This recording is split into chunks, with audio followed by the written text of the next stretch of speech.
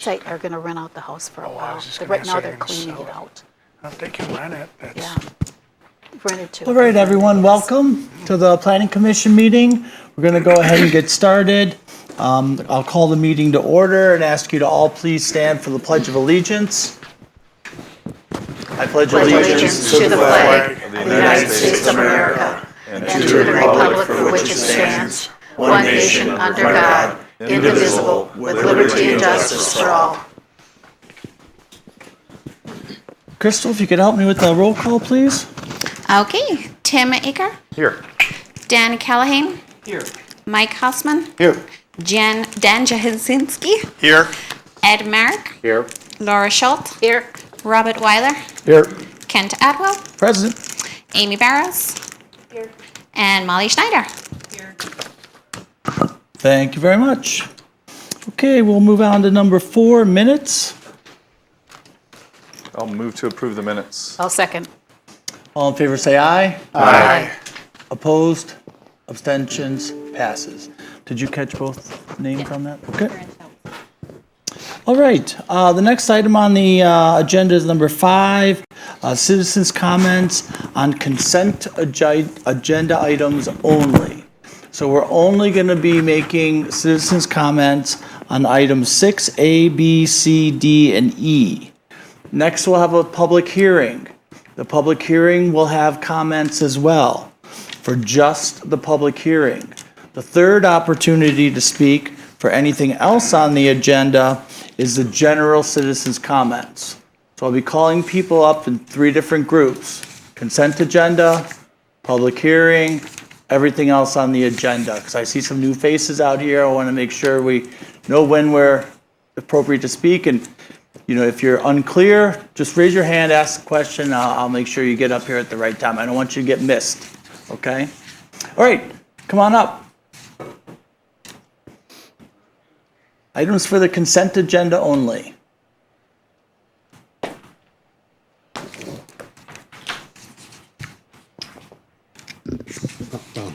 Hello, my name is Bill Restock. I live at 4527 Vedelson Road in the city of Delafield. I prepared a statement so I can stay on task and go a little quicker, so I'm going to read it. I'm here tonight because I care about our city. I hope that is why you are here as well. I am very concerned about the consent agenda item number 6C, the smoke shop being proposed at Village Square Shopping Center. You should be concerned too. Opening a smoke shop that offers CBD, THC, and accessories in what was once pitched as a neighborhood shopping center is irresponsible. There are 4 schools within walking distance of the proposed smoke shop. They are Lake Country School, which is pre-kindergarten to 8th grade, University Lake School, which is pre-kindergarten through high school, Divine Redeemer Lutheran School is pre-K to 8th grade, and Lake Country Lutheran High School. Let's consider what other levels of government are doing to discourage smoking. The federal government currently taxes each pack of cigarette $1.01 to discourage smoking. Our state government taxes a pack of cigarettes $2.52, and in the year 2011 banned smoking in public places, both to discourage smoking. The city of Delafield, however, if it approves the smoke shop, is actually promoting the sale of tobacco and other drugs within the city. Yes, CBD and THC are drugs. The list of ironies here is almost humorous if it wasn't so sad. In the early 2000s, when residents were debating if Village Square Shopping Center would be a benefit or a detriment to the neighborhood, both the developer and the city of Delafield promised that Village Square would be the gateway to Delafield. It would be a retail center that we all would be proud of. Now, in 2023, we are considering a smoke shop as a business tenant there. So much for our gateway to Delafield. It is also ironic that Village Square was proposed as a neighborhood shopping center, one that you would walk to. That was one of the reasons that they included a gazebo and a green space. People could walk to do their shopping and then relax at the gazebo. Fast forward to 2023, and we might have youth and young adults walking from school to get their CBD or THC vape cartridge, or perhaps a bong or a pipe to head over to the gazebo and get high. Ah, yes, times have changed. Okay. Another irony is that the planner that suggested approval of this business works for Short Elliott Hendrickson, better known as SEH. And their corporate slogan, which is right on the letterhead, is building a better world for all of us. Really? Does anyone actually believe that adding a smoke shop at Village Square will make our world better? I suppose if the young adults don't have to walk or drive as far to purchase their vape cylinders, they might think the world is better. I'll concede that.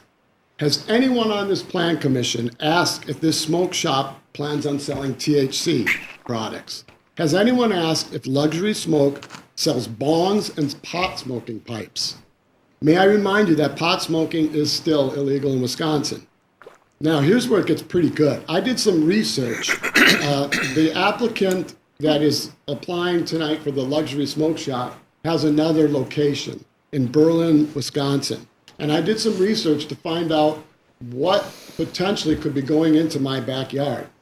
So I looked up, I just Googled Berlin Luxury Smoke Shop. The first thing I want to tell you is there's pictures of the store. You know what their sign says? E-cigs, CBD, cigars, here's the good one, pipes and more. That's their sign.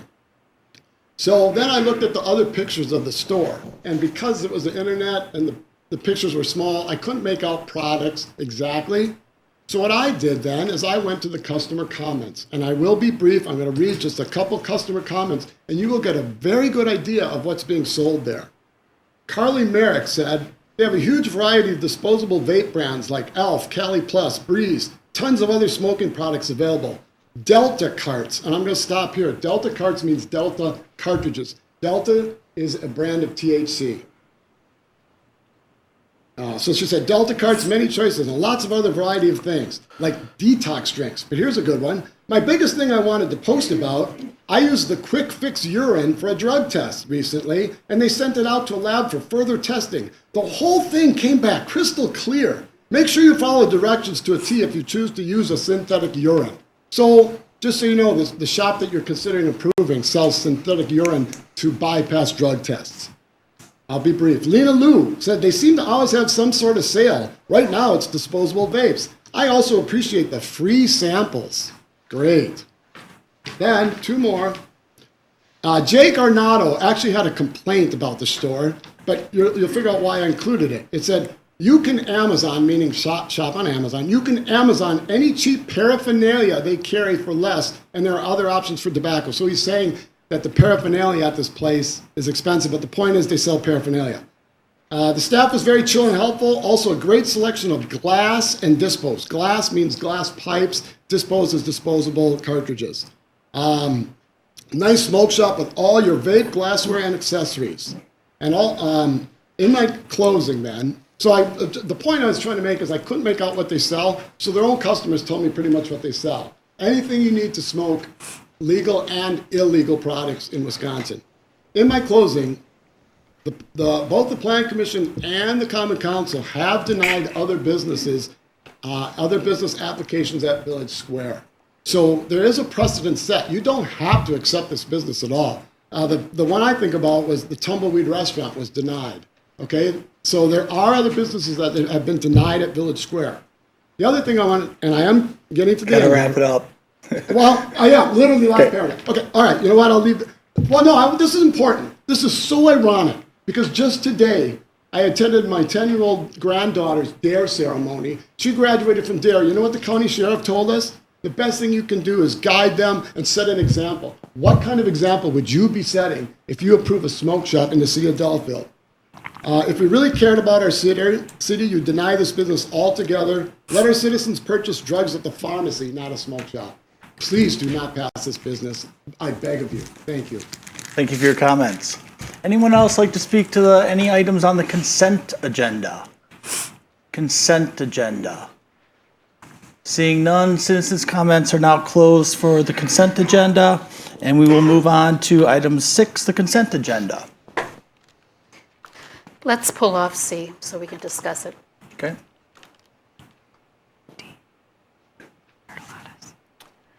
Okay, motion to approve the consent agenda Dan? items. Excuse me, the applicant is asking that letter D be pulled off the consent agenda? D Oh, is, okay. D is the restaurant, Yes, they would like to modify their hours of operation. Applicant as well. or applicant.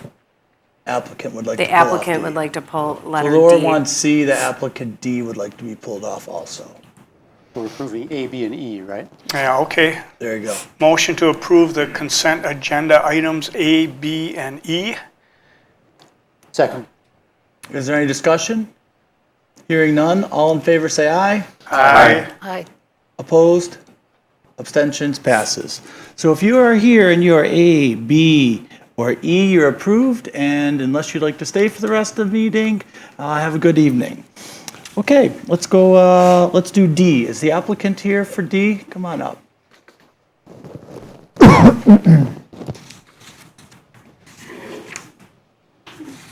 Good evening, my name is Keith Trafton, address W331 South 565 Aaron Way in the town of Delafield. So, first of all, we appreciate very much the trust that the community is placing in David, Hero, and Jay Frankie and the Barlaw restaurants. And from a business perspective, we're excited to bring this to Lake Country, and personally, being a resident in the area for many years, I'm excited as well. The one request we have, when we filled the application, we inadvertently put what we perceive to be the operating hours we intend to open with, but our request is we have the ability to operate the restaurant up to 7 days a week, breakfast, lunch, dinner, with obviously the caveat that the provision for dining outside ceases at the time the sun sets. So that's one modification we're requesting. Do you have hours from like all year? Because I know your application, I think, said winter season was dinner only. Yeah, so we would anticipate doing lunch, which typically would be about 10:30 in the morning till, So we need a beginning and an end. so 10:30. And which days of the week, and Sure. if you want to add seasons. Sure. So Monday through Friday would be 10:30 a.m. until 10 p.m. And then Saturday and Sunday would be 9 a.m. until 10 p.m. For We would have operations. And then you still intend to stop outdoor serving at We would sunset? definitely stop at the sunset as described in the variance. Okay. What was the before? So we had put some winter hours where we would elect perhaps not to do lunch based, but we just don't know what the volume would be quite yet. So that was what the predecessor did, so we kind of imagined at least starting with what the Weisgrubbers did. But we're hoping there's a interest and a demand during the lunch hours as well. So again, I don't understand, what was the original application? Oh, I'm sorry. It was summer hours, I believe it showed 11 a.m. till about 10. Okay. And then on the weekends, 9 a.m. until 10. And then during the winter, it was only dinner hours. We're asking year-round to have the availability to do so. So I think the answer is from during the week, it was start at 11, and now he's asking to start at 9 a.m. So to clarify, 10:30 it's during the week. 10:30 during the week, And 9 then during the weekends for a brunch. Oh, 10:30, okay. And year-round, just to make sure. Year-round with the, yeah. And we'll see what demand is if there's no lunch. And during the 10 o'clock evening cutoff doesn't apply to the event space because something might Correct. go on, It might go typically till midnight. A wedding would typically conclude at midnight. right? And then just so the Plan Commission knows, the recommendation does include that outdoor service of food and beverages to the patrons, outdoor loudspeakers, outdoor playing of music, or conducting of other outdoor business activities of the permittee other than parking, shipping, and receiving and maintenance of advertising signs shall be limited to daylight hours. That's coming directly from the existing conditional use for the legal nonconforming CU. So to change that, they would need to amend the conditional use permit, which they're not We're not proposing to asking do. But that's why that's in the motion. Yeah. It needs to be. Motion to approve the Commodore hours as presented this evening by Keith Trafton. I'll second I'll that. second. I'll second. Okay. All right. Crystal, And- do you think you have them? Yeah, but do you have the hours? Yes, so it'll be at 10:30 a.m. on the weekdays and 9 a.m. Okay. And Makes because you sense. took it off the consent agenda, I would just make it clear that you're approving the business plan of operation and with the daylight hour restriction too. which, well, my motion includes the business plan of operations and the no noise after sunset.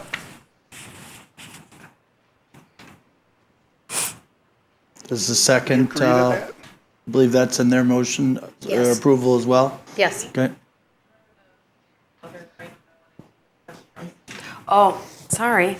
Molly would like confirmation that your capacity at the restaurant is 300 people or more. She would just like that in the record of the business Based on the plan. math, it was like 1,200. No, the fire department will below it, but yes, it will be well and above 300, yes. Okay, they'll just move forward with the Understood. liquor license Correct, and that matters, okay. Okay. Is there any discussion? Hearing none, all in favor say aye. Aye. Opposed? Abstentions? Passes. You're good. Thank you for your time. Good luck. Appreciate it. Thank you. Good luck. Okay, we will move down to, or back up to C. Would the applicant that's on line C please come forward? The cigar and vape shop? The applicant's not here? That's not good. Okay. Skip then, right? Well, somebody correct me if I'm wrong, but we can deny it, we can skip it, or we can break our normal precedent and approve it. Typically, we don't approve business plan of operations if the applicant's not here. And Right. certainly, we don't if there's questions and they're not here to answer them. Yep. What drove you printing this out and providing it to us? Just This is coming from the applicant. He's just proposing an idea of what the signage might look like. He did have another image that didn't have the specific things that for sale below, and the wording was all white. And then the rest of the pictures are what the inside of the building looks like at his other facility in Berlin, Wisconsin. And just one clarification from the person who spoke, there is no THC being sold on the premises. That would be illegal, and it was not part of his application. But tobacco products, cigars, CBD products, vape products, and accessories were. And I'm what not was the being- expert on this topic, but, there are products out there that have a slight molecule difference from true THC from the marijuana plant. It's considered synthetic THC, and I believe those are some of the product names that were read off by during citizens' comments. Being newer, though, just a quick question, being newer to the commission, and not to rehash history, but what were the high-level reasons we would have not allowed other businesses in the past? It was referenced that there were some were turned down. Not, Amy, can you go You through recall? what are the typical ones that we use when we have concerns and don't approve a business plan of operation? I don't know why those particular uses were not approved. I would have to look at the minutes. But in looking in the ordinance, some of the things you would want to consider in any use, so any business plan of operation use, would be its proximity to residential areas and, or whether or not it potentially is disruptive to the residential area. And then the purpose and intent of the ordinance is to promote health, safety, prosperity, aesthetics, orderly development, and general welfare. So, I mean, those are items that you can use in your decision-making. We did have someone not a couple years back that wanted to put something similar. They were a CBD-only store Okay, that created some controversy. yeah. And I remember the neighbors coming out in force because it was too close to the schools. Right, and Yeah. I'm quite sure if they knew about this one, there'd be a lot more. Yeah. Especially when you see what they carry. So if somebody was entertaining a motion to deny, you'd want to make sure that in your motion, you make some of these types of comments that Amy went over. as to the reasons why. Personally, I don't think it's appropriate for the location. Based on a couple of factors. One, some of the issues that were raised in the public comments, along with the, what seems to be in their own materials, a prevalence of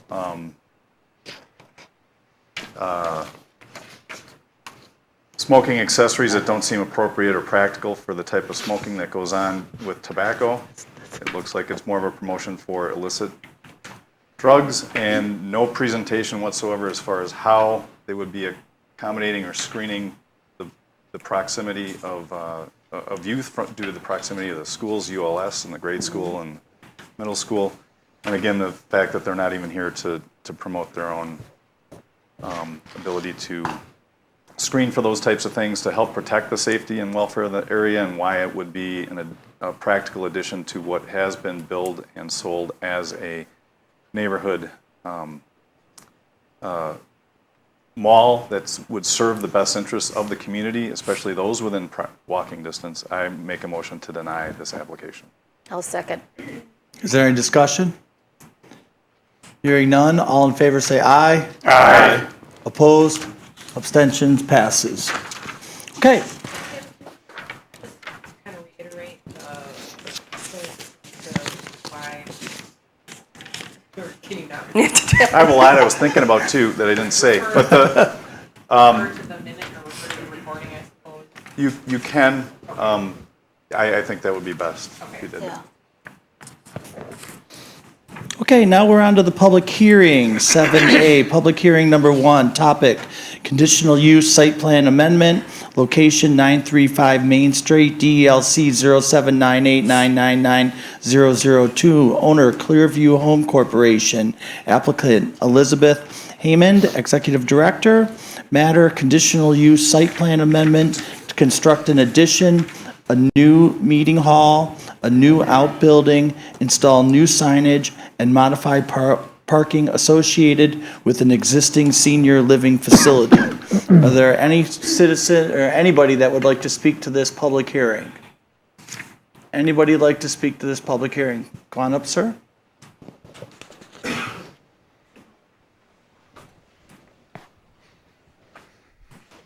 Name and address, please. Elred Gannon, 1027 Main Street. And I just have one question in regards to the new development at Clearview, and that is, where will the staging for this development be? Will it be on site? Will it be on the street? Because the last time that we had building at Clearview, all the laborers parked on the street. So I would like to see parking on site as opposed to anywhere else in the public area. Sounds great. Thank you very much for the comments. Anyone else? Anyone else for the public hearing? Come on up. Come on up. Is it you, Jackie? You raised your hand. No.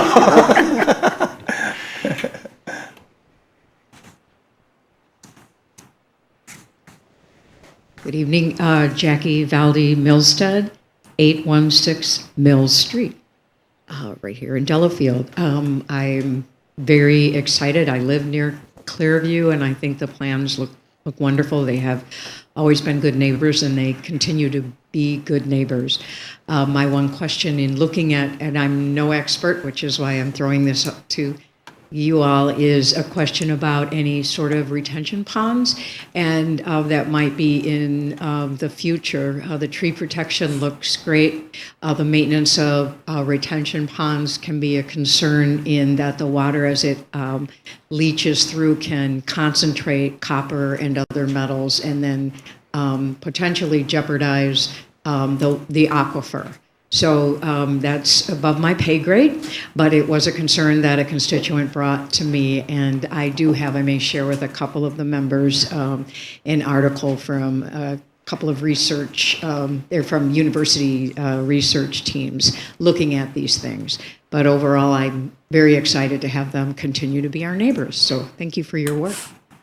Thank you for the comments. Anyone else for the public hearing? Anyone else? Come on up.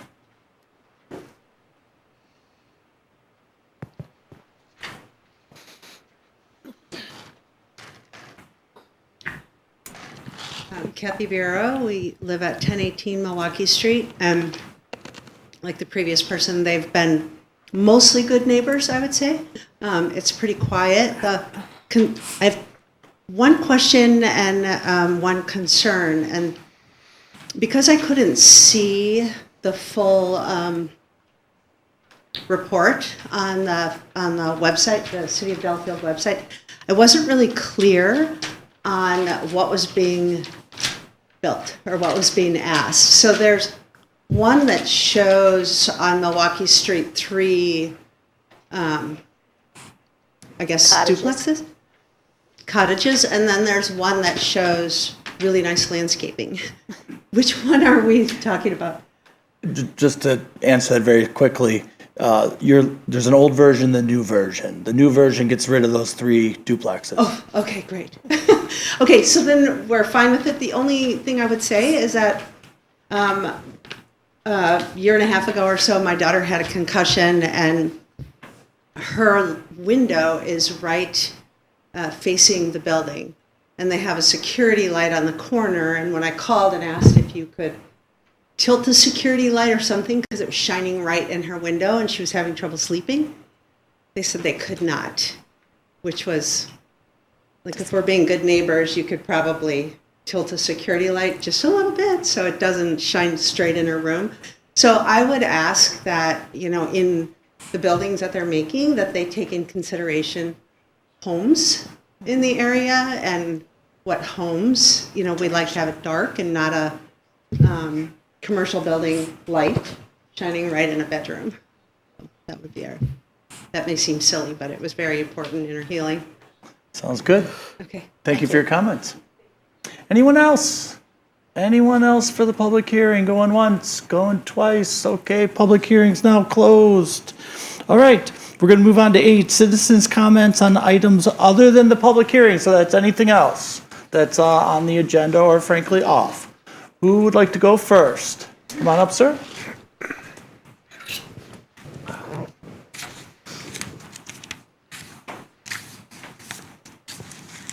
Name and address.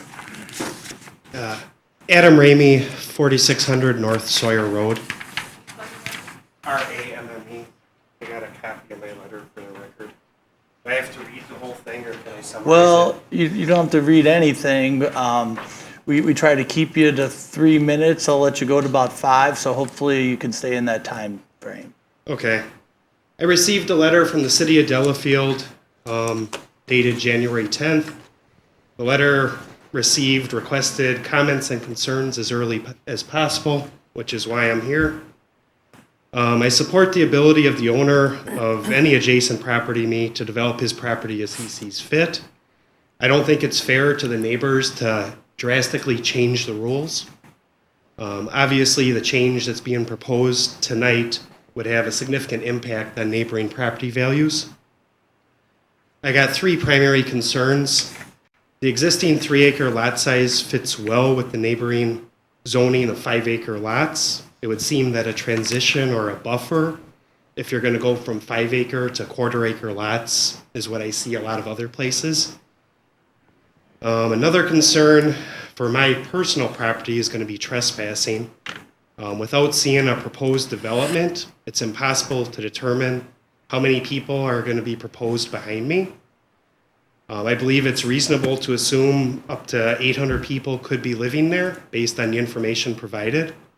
I would ask, what is Delafield's plan to deal with trespassing? Final concern relates to the water table. Based on the information again provided, it appears the lots will be on city sewer, but private wells. Quantity of homes drawing water, putting nothing back, could potentially impact the water table on the neighboring lots. Has a hydraulic analysis been performed for this change? Is that something you can share? If it hasn't, what is the remedy for the neighbors if I have to drill a new well? Thank you, and I included a copy of this for your record. Great. Did you get his full address? Did you say the city? I didn't hear it. Your address. It's on the bottom, 4600 North Sawyer Road. Okay, Oconomowoc, Wisconsin. Oconomowoc Lake. Okay, Oconomowoc Lake. Great, thank you. Thank you. Who'd like to be next? Come on up, sir.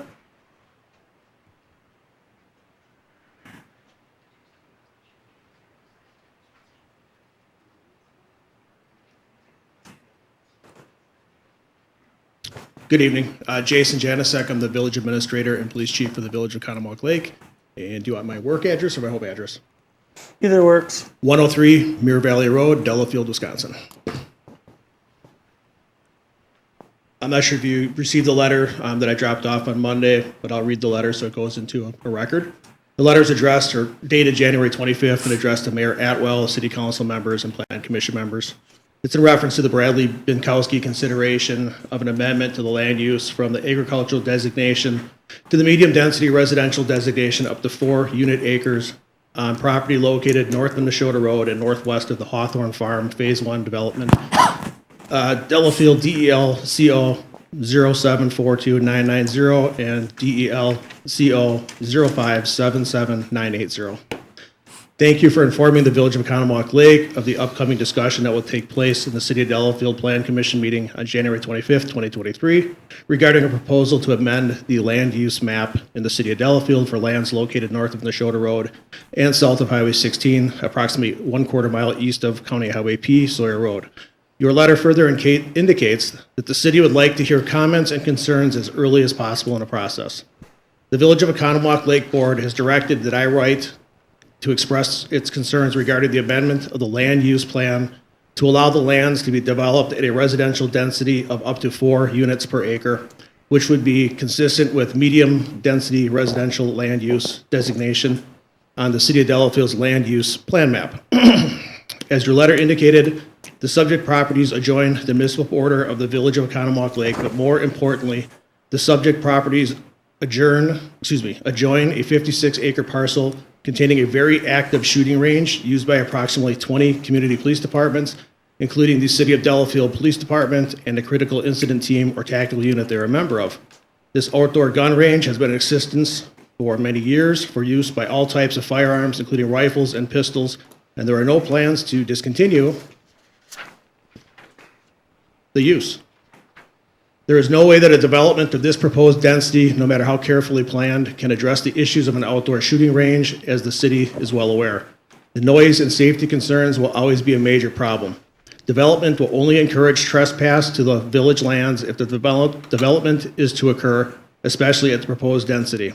The city will need to set up a procedure to deal with the complaints. The village has expressed this concern as well as others to the city for many years, as outlined in the attached materials and most recently at meetings held on May 21st, 2021 with the mayor and on November 9th, 2021 with a potential developer of the property.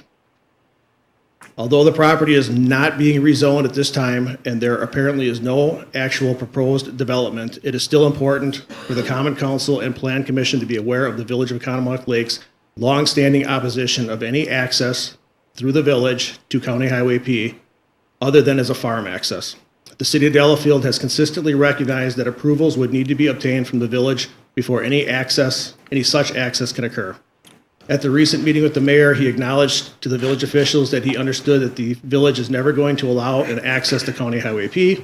I have been directed to advise the city and the village's position has not changed and that no such approvals will be granted. See attachments, presentation outline of presentation to the City of Delafield Plan Commission, January 28th, 2009, letter to the Waukesha County Director of Public Works dated March 10th, 2016. Please read this letter as well as the attachments as part of the city's official record. I have 2 attachments. Do you want those read also, or? No. No? Okay. I believe all the plan commissioners did. Yeah, we emailed it to everybody. Okay. We can have an opportunity to ask questions later, because we don't during citizens' comments. Is somebody going to be around at the end? Because that's the last agenda item tonight, isn't it? We can't ask questions now, so. Right, that's what I mean. Yeah. Will there be somebody to ask questions of later tonight? Do we have any idea? It's an application that's being brought forward by the city, so I can answer as many questions as I can. All right. All right, thank you very much. Thank you for your time. All right, who else would like to speak? Anyone else? Come on up.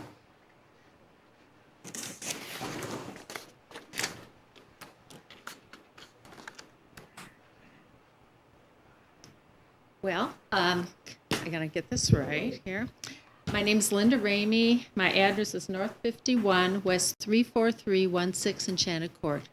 And I am a neighbor for the, which is called the Minkowski property. And that I'm here for the same reason everyone else mentioned earlier. The letter, the concerns, whatever. So I'm going to skip all that. So I want to put on the record that I'm opposed to changing the, let's see, they called it special land use plan, which went from 3 acres per 1 lot to 4 lots per 1 acre, which is a 12 times increase in the number of lots. I feel that when I went through your website, they had all kinds of information for the project that is occurring right now. And I referenced a lot of that information, and I saw that there was an option D that could be pursued, and that was do nothing, keep the 3 acres per 1 lot. So that's, I'm supporting that, keeping it as is. One of the things that I realized, I have like several points that are supporting my opposition. And the first one relates to this cost of community service information. I went out on that website and I saw that in the executive summary of the cost of community services study, the final report dated 9/23/21, Point 6 indicated that land use proportions the city has now is very much acceptable. So they're saying it's okay. Second point would be page 2 of that study.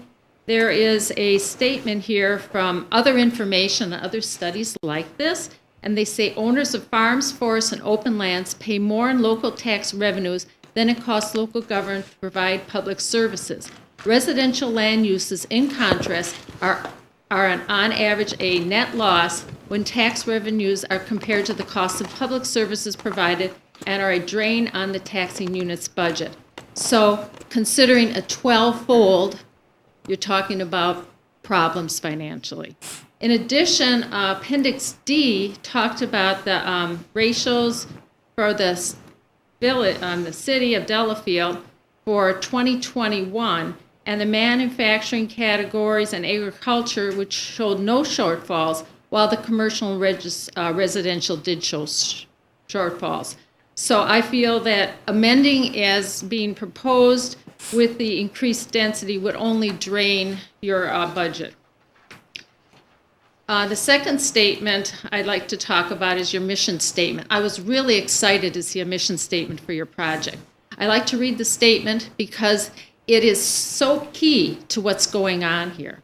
And it says, identify opportunities for responsible, sustainable, and vibrant economic growth without losing the community's charming and quaint character as a tool to balancing the city of Delafield's budget long-term and to ensure the city can continue to be an attractive place to live, work, and play. Now, a mission statement will align your organization, and it provides what you're trying to do and a purpose for it to get people excited to move forward. Also, many organizations have values, and these guide decision-making. And it was really interesting that your mission statement does include that guidance, those values for what and how you're going to make your decisions.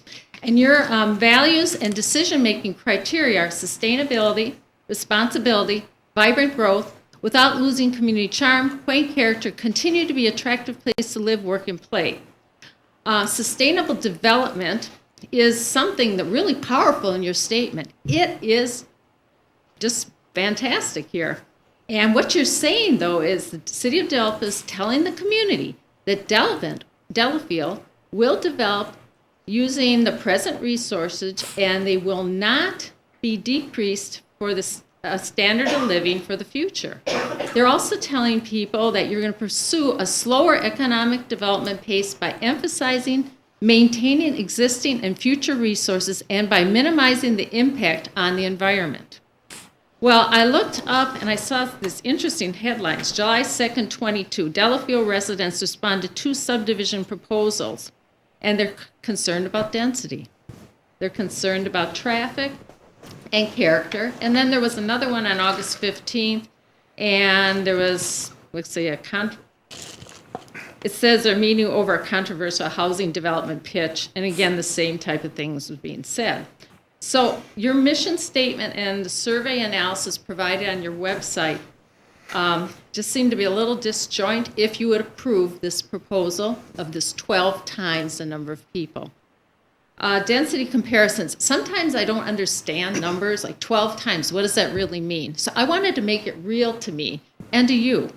And this property is 76 acres presently, 1 lot per acre. That would mean that there's a possibility of 25 homes. These are just rough estimates, just for comparison. And then the population density, if you have 25 new homes, could be anywhere from 56 to 102 new people, and 51 to 64 more cars on the road. If you go to the 12-time thing, you got 309 homes, lots for homes, numbers of 675 to 1227 new people, cars, more cars on the road in that area, 613 to 767 or more on that road. I started wondering, well, what does that really mean? And I saw that someone referenced the 2020 census data for the Delafield's population, and that was 7185. So that's talking about just in this small area, potential increase of people of 17% for your city. So considering those facts, we have the driving increased services costs, we've got the population traffic, and that these aren't really consistent with your mission statement. If you could try to wrap it up, please. Okay. So anyways, look at Oconomowoc and Summit area. There's a lot of growth and some bad referendums. I think it was close to $100 million being proposed that increased services. Crime and safety, you have major feeders, 94, 16. You have C, 83, and Sawyer Road. That brings people in and increases crime. I guess the only thing I could say is that one of your police department's 2020 annual report stated that there was an increase in all reported crimes for this area. So now you're adding people in a condensed area with feeders going up and down.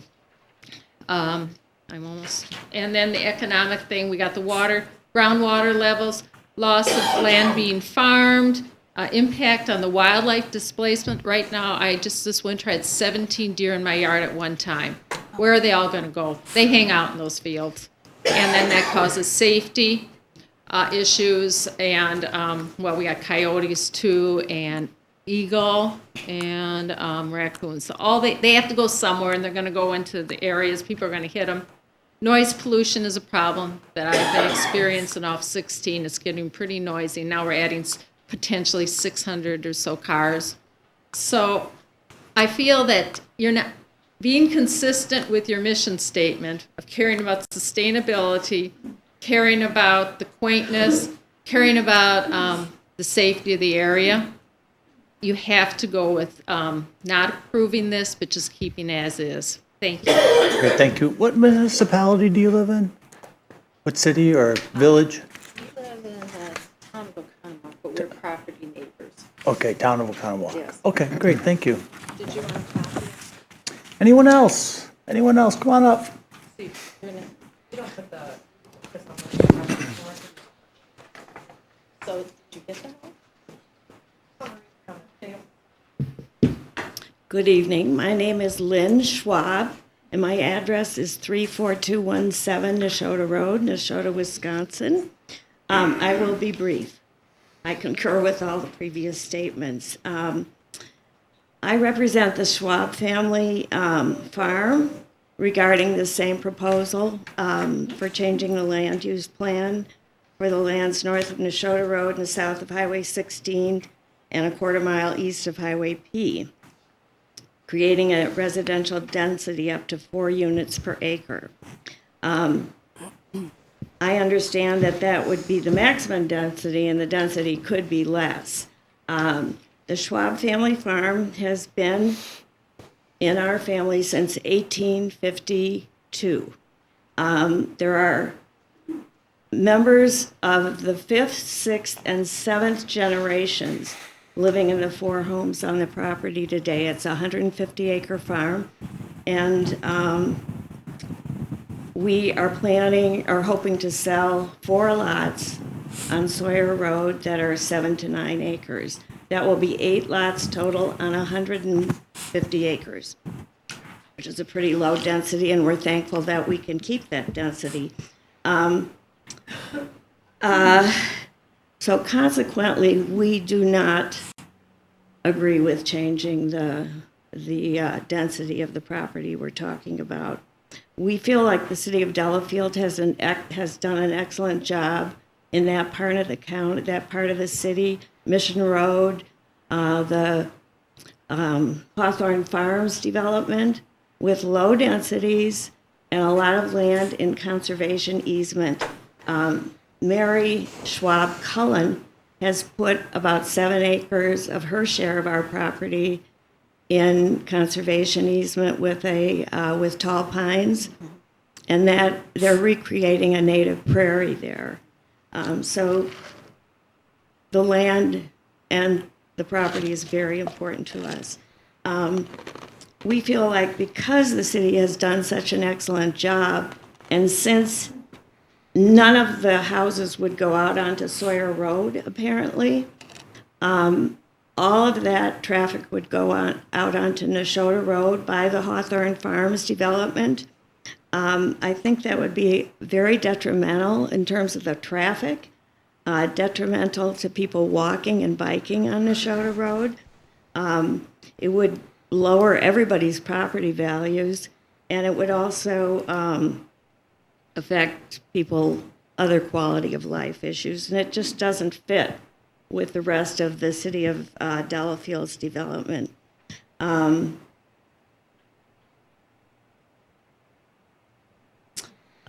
We actually, as a family, are not opposed to development. We feel like everybody has rights to develop their property, but we would like the city of Delafield to take into consideration the fact that changing the density of that property does not really suit the area and would just add just too much development to that area. So thank you very much. Thank you for the Oh, and comments. also, the other thing is this was all addressed back in 2005 and 2009. And I have a letter here that my husband presented at that time.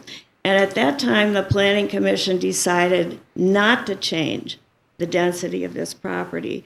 So I'm wondering now why it has come up again. It just seems curious to me that you would consider changing it at this time, and for all the other reasons that all the other speakers have spoken to. And I'm not going to read his letter. I'm not going to read that letter, but I would like the city, I would like you as the Planning Commission to consider what you considered back in 2005 and 2009. Thank you very much.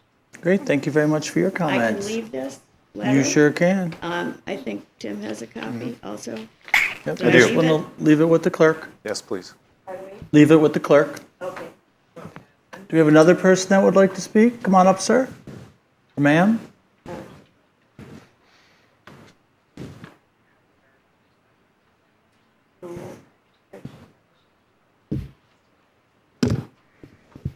So my name is Mary Slepikas, 1307 Mariner Drive. In My what family- municipality? Pardon? In what municipality? What's Heartland, Heartland, okay. but within the city of Delafield. Oh, okay. So my family moved to the city of Delafield in 1954. We are long-term residents of Delafield. Definitely invested emotionally in the city of Delafield, and I have to say it's a wonderful place to have grown up. And I left for about 20 years, but was thrilled to be able to move back here. I feel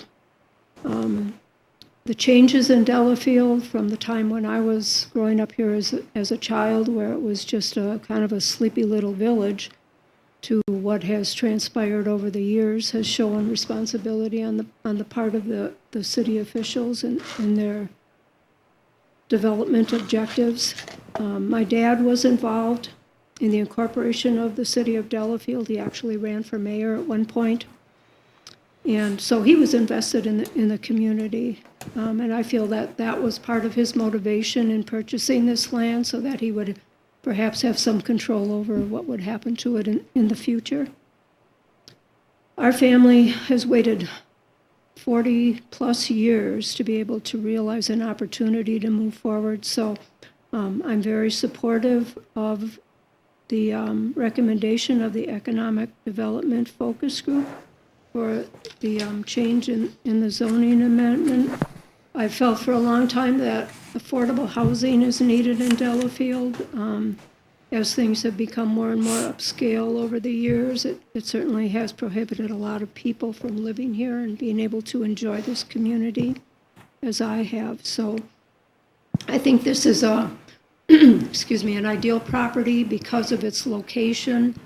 It's set back from both Nashotah Road and Sawyer Road, and being able to have the woods as kind of a buffer would be an ideal location to be able to support this type of density. And I'm also aware that it would certainly be warranted to increase the tax base in the city of Delafield. All the objections I've heard tonight are from people who are not city of Delafield residents.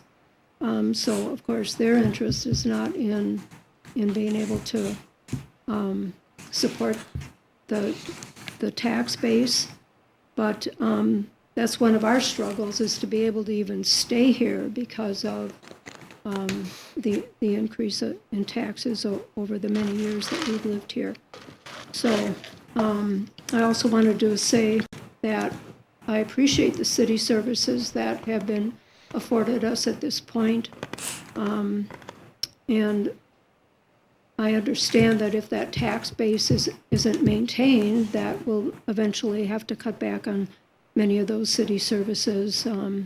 We live close to I-94, obviously, so we are regularly hearing sirens for emergency services, police services. So it's important to me to be able to have that degree of security as a result of living here. I also realize, because of the location close to Highway 16 and having that right-of-way, which was legally established at the time that it was procured, that would allow efficient access to Highway 16 for the vehicular traffic that this development would necessitate. And for all these reasons, I would appreciate your consideration to approving this development. One other point is that my father and mother cooperated with the development of Parkland Village by allowing sewer access across this land so that the city of Delafield could receive the benefit of that tax base. So we would appreciate your consideration to that as well. And we think this is a good proposal. Great, thank you for the comments. Anyone else? Anyone else like to speak during citizens' comments? Going once? Come on up, sir.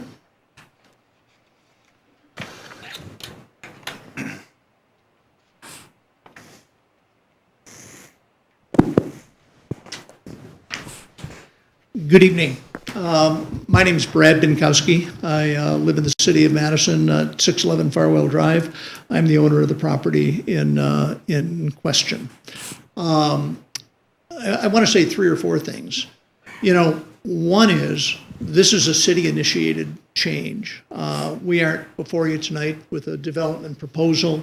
We've spent some time looking at the development of this with both Seatman Realty and with MLG Development back in 2005.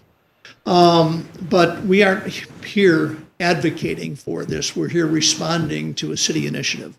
And I appreciate the initiative. You know, we're at a time where the cost of housing and the cost of development is really escalating dramatically, and affordability is really an issue.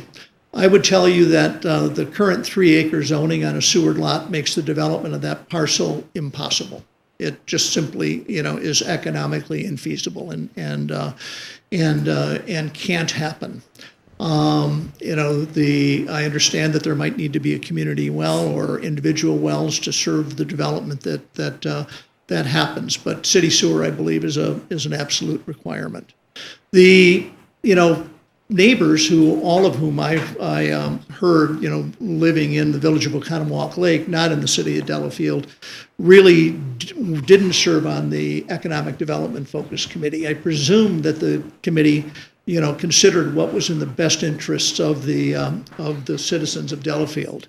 I've heard some really scary numbers, like 800 people, you know, could live in a development on this property, and there might be 250 homes. That's absolutely absurd.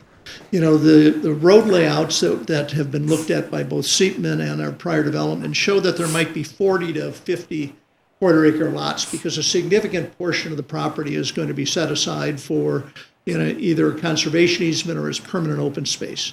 You know, 40 or 50 homes isn't going to really change the balance of population in the city of Delafield, you know, one iota. The city of, or the village of Oconomowoc Lake has opposed the development of this for a very long time, including alleging that the property that my father purchased back in the 80s, you know, included a flag lot that was an illegal subdivision. Well, the Waukesha County issued a driveway permit out to Sawyer Road, and we intend to put a driveway in this spring.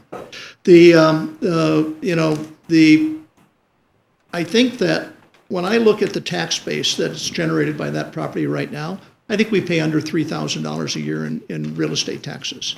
If you look at the incremental revenue tax base created by the development of 40 high-quality homes, I think you're going to see a dramatic increase in net revenue flowing into the city. And again, this is a city initiative that we're responding to, not us being the applicant saying we'd like you to approve a development. What we know is that, you know, we can leave the property as it sits for a very long time. And we can basically break even by renting some of it for corn and keeping it as it is. But the reality is the city of Delafield is a much different place than it was when I was growing up back in the 60s. And we used to take a boat over to the dam and walk into a cafe and get a hamburger for lunch. The city of Delafield has become a really terrific environment because of the quality of development that you've been able to attract, support, and sustain. This is an area that is, again, screened from the city. This is an area that development has come to. Look at the Hawthorne Farms development that Seatman has done on both sides of Nashotah Road. There's a very strong demand, you know, for responsible development.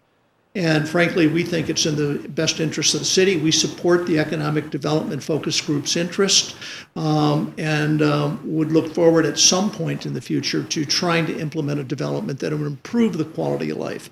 As my sister said, my dad was involved in helping incorporate the city of Delafield. He served as an alderman and ran for mayor. He cared passionately about, you know, this community. He helped set up the Nagawick Lake Yacht Club and created a permanent home for it.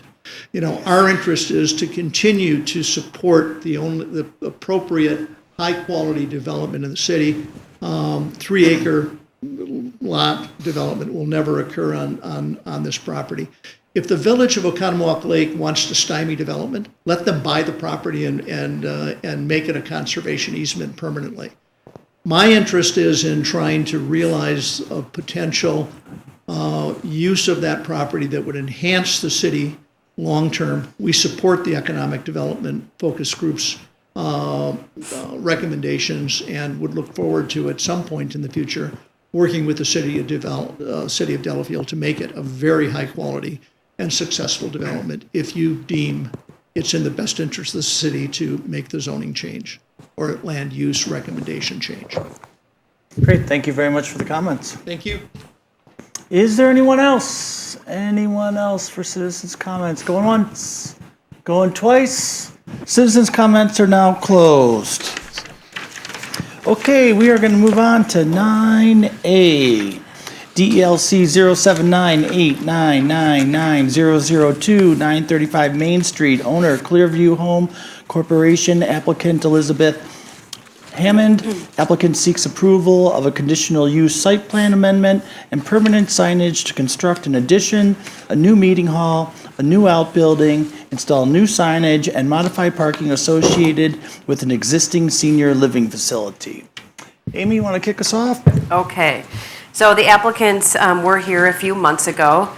Just to recap, they're proposing to add on to an existing senior living facility by adding a 4-bedroom addition to the main building, which, if you're looking on the screen, is on the west side of the building that's already out there. They're also proposing to construct a meeting hall, which is on the far west side of the property, and construct a maintenance building in between the two. And then they'll be modifying the parking area, adding parking. There'll be a total of 39 parking spots when they're done. And then they are going to be proposing an entrance signage. There is an existing cottage out there and outbuilding. Those would both be removed. I believe they're both in somewhat a poor condition. The applicant, I think one of the members in the public did mention, they did previously propose to have duplexes along Milwaukee Street. They're no longer proposing those.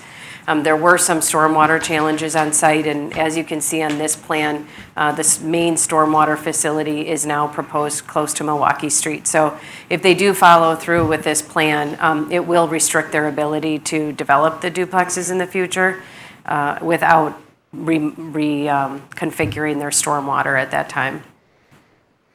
The property is zoned for single-family purposes, but it does have a CBRF conditional use.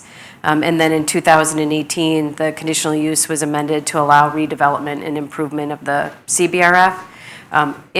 As they go through this, and if it gets approved and we amend the conditional use agreement, that conditional use in 2008 was never recorded, so we would probably almost rewrite the whole thing to include what's been done in 2008. So back at that time, they actually were proposing several improvements, and some of those have not gone through, nor are they proposing them. So that included a future memory care facility, additional 8-bed sheltered care building, relocation of the cottage, and 4 duplex buildings with 8 units. So those have not been constructed. If we talk about the main building, real quickly here.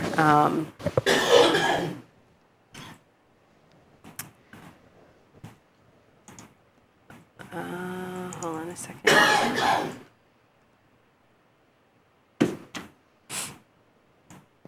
Okay, so this is the building elevations for the addition, and then you can see the rendering. So the addition will look very similar to the existing structure that's out there with some stone on that west side.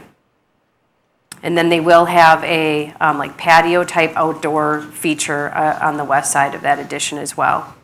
So that building is 4,283 square feet. It will include 4 additional beds, a nursing station, a bandage outpatient room, a multi-purpose room, a staff room, the outdoor patios, bathroom, and storage. Then they have the meeting hall. I'm going to go to that real quick in the packet. Now I got to go counterclockwise. So the meeting hall will be on the far west side of the building. It is 3,389 square feet. There'll be a roof patio that's facing Milwaukee Street, which you can see on the screen. The idea is to have it be used as meeting space, and it will include a serving kitchen and bathrooms. There'll also be 3 offices and a training room. And then in the future, they are considering a farm-to-table type event facility and a wedding venue, which would include maybe 5 to 6 weddings a season. Because of the association that they belong to, there would be no tobacco, drugs, or alcohol on site. And it would also be used for lectures, Christian Science and Nursing Association meetings, service meetings, spiritual retreats. And then they do have an outbuilding, that is on page 165. That'll just be 1 story, 20 by 30, outbuilding, 600 square feet to store their equipment. So like I said before, they are proposing 39 spaces, 34 are required. The original plan had a couple parking spaces in front of the dumpster. They may even be there right now. No, they did remove those from the plan, but they do still comply with the parking. And stormwater management, it does work. They have amended their plans. There is still, it's still approved with conditions. And consideration needs to be given to the landscaping, and I know the applicants, I think, are bringing forward a revised landscaping plan tonight. The original plan had a very elaborate trail system, and that trail system and the landscaping, which was also elaborate, did not consider the stormwater management features. So they, I think they're going to modify that. I probably won't even talk about landscaping. I'll have you guys do that.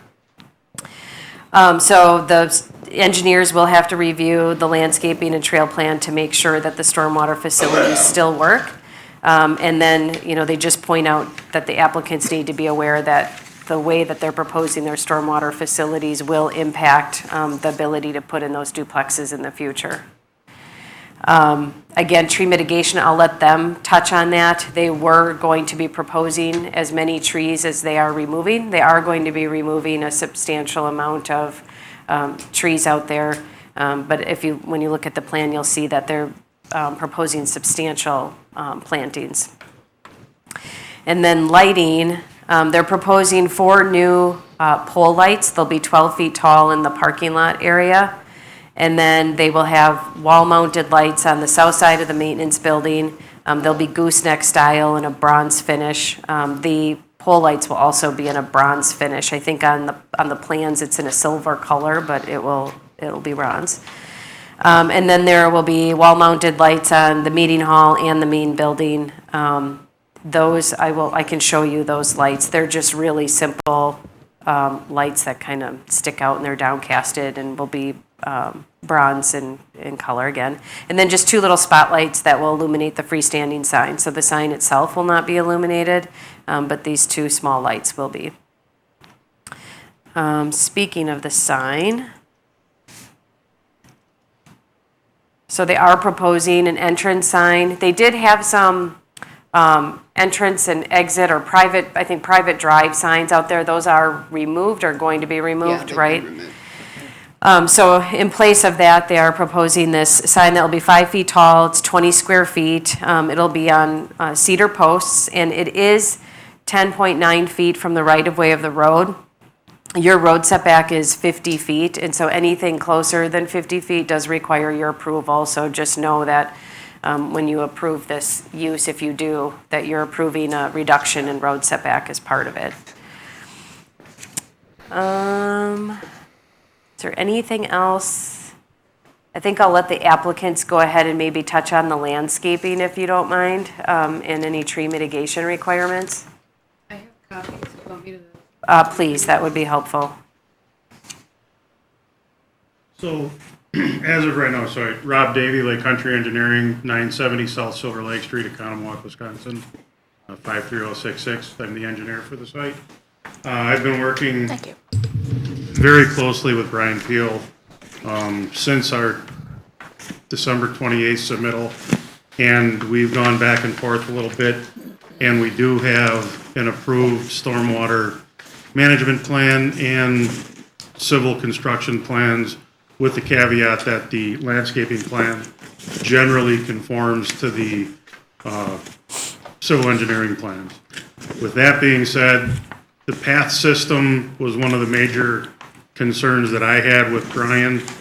It is now landscaping plan, if you look at it, will match up with my civil plan, and the hard surface paths that are proposed kind of in the middle of the area are, I did study them in the stormwater basin.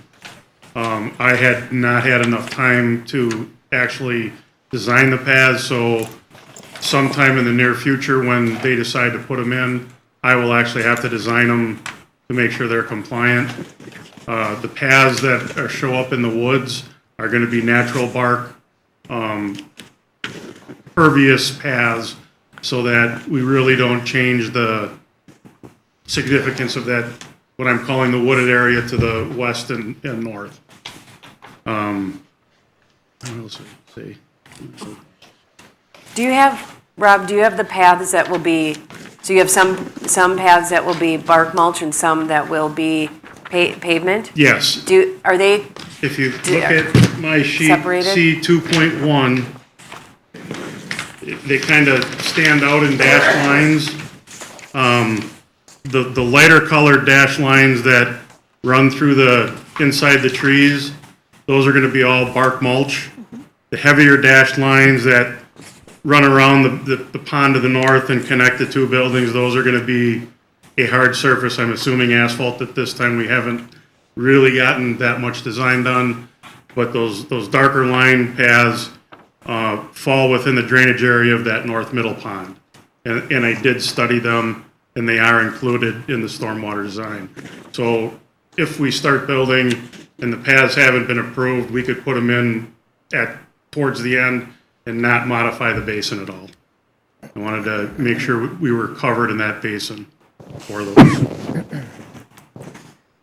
One thing Brian did ask for that didn't really come up here is he wanted an entrance and exit sign put in, because the east is going to be an in only and the west is going to be an out only per Brian's recommendation, and I believe Liz has agreed to do that because that's substantially what they're doing now.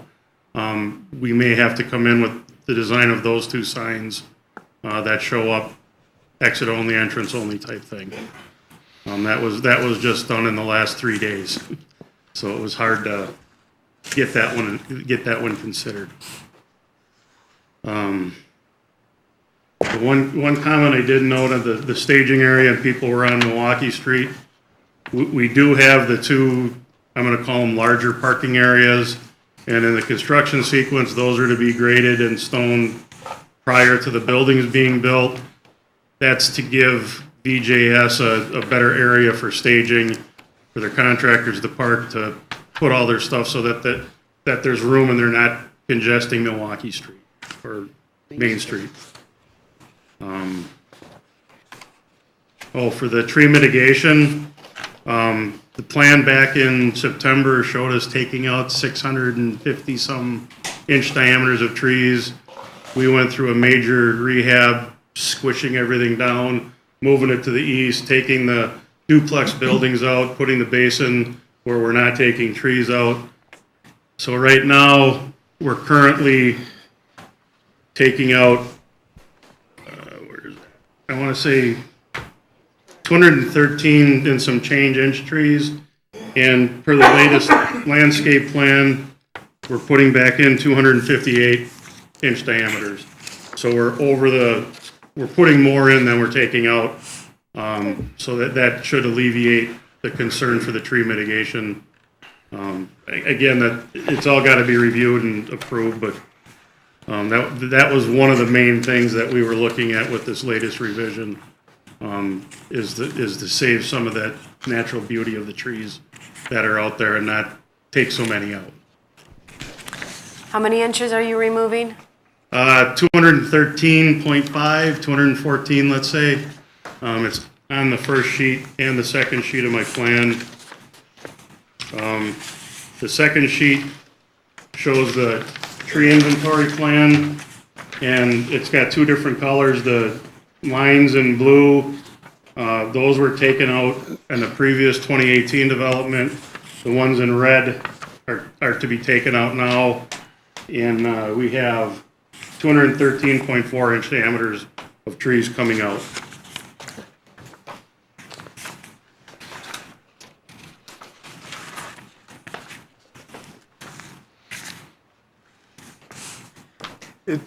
Is the proposed exit, does that line up with the existing, you've got an outbuilding there now. Does that line up with that driveway? Yes. That exists? Within 2 feet maybe, Okay. because it's getting a little wider, but it's substantially in that same spot. Okay.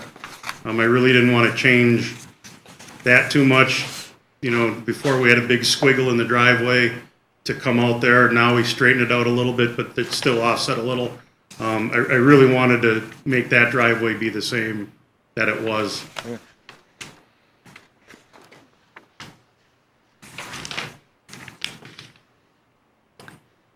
Is there an elevation in the packet of the addition, or am I missing that? It's in the, yes, so there were a few pages that were, that weren't showing up. So they're in the public hearing portion of it. So the addition itself is on page 148. Okay, thank you. Of the main building is on page 148. Just while he's doing that, I'll just quickly go through the catalog cut sheets for the lights so you know what they're going to look like. Again, they're bronze in color. But this is what the pole lighting will look like. Again, 12 feet in height. And then, these are the gooseneck lights. These will be on the south side of the maintenance building at the entrance. And then the lights that are attached to the main addition and the meeting room are just these small little lights. And then the spotlights are also just very small lights. And they did submit a photometric. There really is no impact on the adjacent properties. So they're all lighting downcast, plan? no impact. Yes, the photometric. So I actually have a PDF because it's hard to read in those packets. But here's the photometric.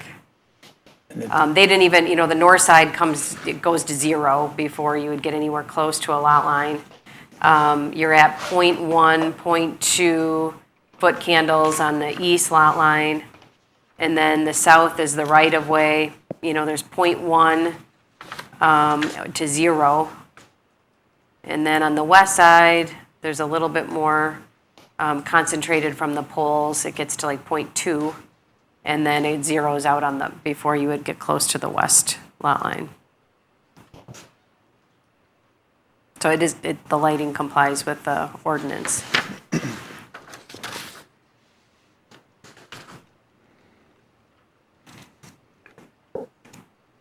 The sign that's being proposed, the sign that's being proposed and you're 10 feet off the right of way, is there any line of sight issues that are coming up on where you're proposing the sign?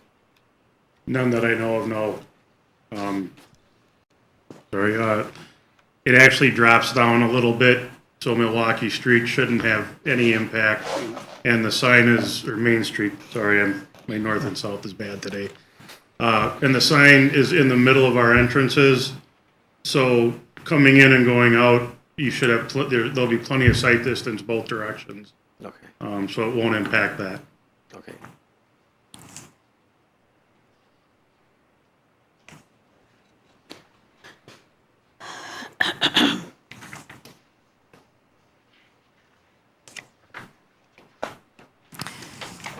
If you do recommend approval, I do recommend that the planner and engineer look at the landscaping mitigation plans because I'm looking at this for the first time tonight too.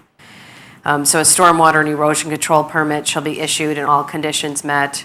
A revised landscape plan and tree mitigation plan shall be submitted for review and approval by the city planner prior to forwarding that matter to common council. We'd like to know that that's good to go before council considers it. I'm getting a yes, Rob? One condition that has not been met is the maintenance agreement.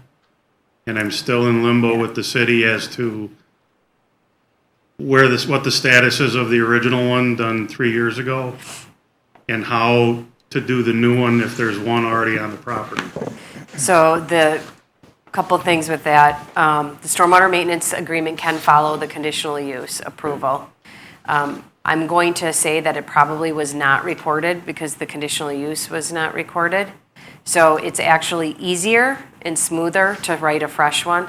So that's what we will verify that there hasn't been any documents recorded, but I'm assuming that you will be writing up a new document. All right, that makes, if there hasn't been one, that makes it a lot simpler. And then, There was one, we just can't seem to locate it. I mean, We did one, but whether it was recorded or not, yeah. seems to be, I can't find it anywhere. So then, and if it hasn't been recorded, then instead of doing an addendum, he can start fresh, which is actually a little bit cleaner. The lighting photometric plan, we do want to have the engineering staff review that. And then a business plan of operation shall be reviewed and approved for the use of the building addition, meeting hall, and future event space. So you're reviewing the site plan approval. They could start construction if all approved, but we do want the details of the business operation before they start using it. And then I'm thinking that since we don't have the entrance and exit signs, that there should be another condition. Entrance and exit signs shall be submitted to Plan Commission for review and approval without the need for an amendment to the conditional use permit, so they don't have to go through the whole public hearing process again to put those in. And then the conditional use agreement shall include a reference to the approved uses and plans. And then so I have in here that the city planner and attorney will draft a conditional use agreement for action by common council. So I'll date the plans that have been approved as part of that conditional use agreement.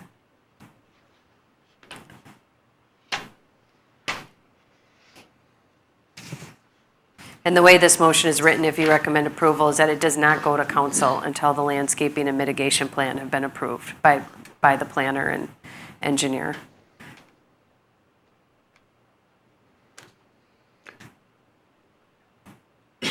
Dan, is there anything that Public Works would Yeah, wanna review? I think there's been enough changes here that Public Works should Take it back to review Public this Works. plan.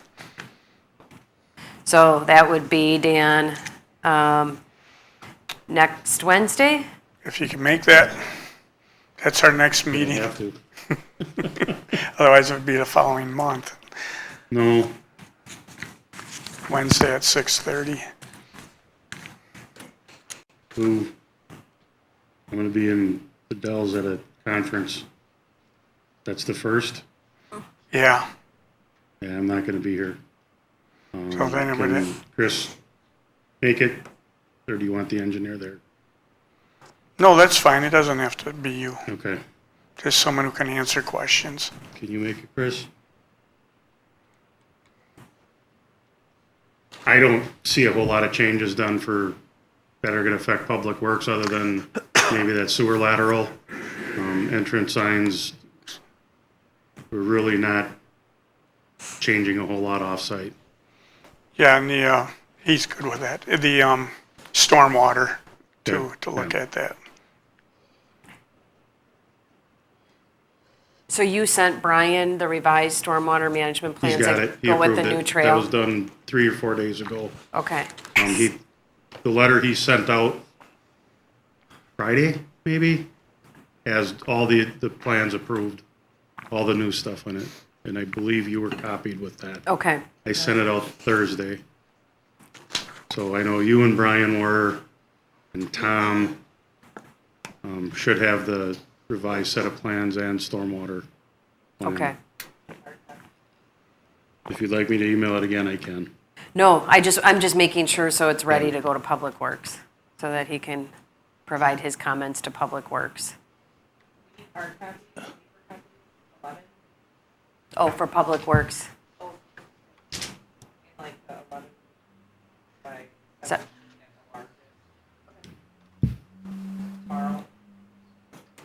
Thanks. Do you need the whole stormwater management plan or just the cover? Cover. There's like 107 Right. sheets. Just the cover, Okay, as long as SEH has it. Yeah. send them that. That's the synopsis. You can have it. Any other questions for the applicant?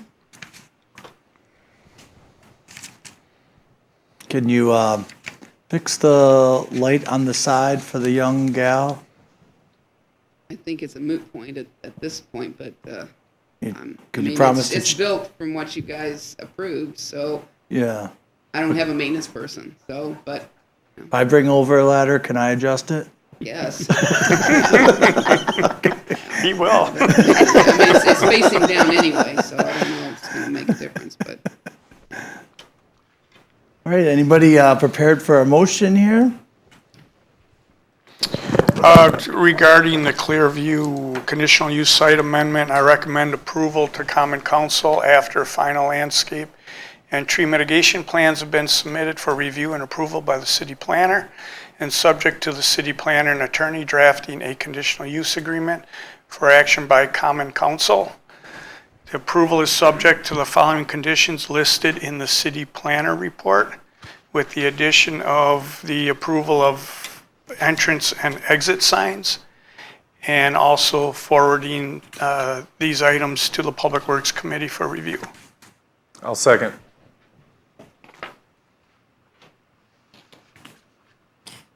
Crystal, you need any of that read back? Are we good? And you have the signage is specifically submitted to Plan Commission for review and approval without need for an amendment to the conditional use? I think I put that in there. Yes. Yeah, thank you. You hear that, Crystal? Yes.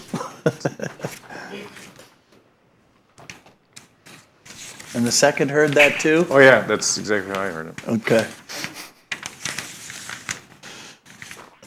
All right.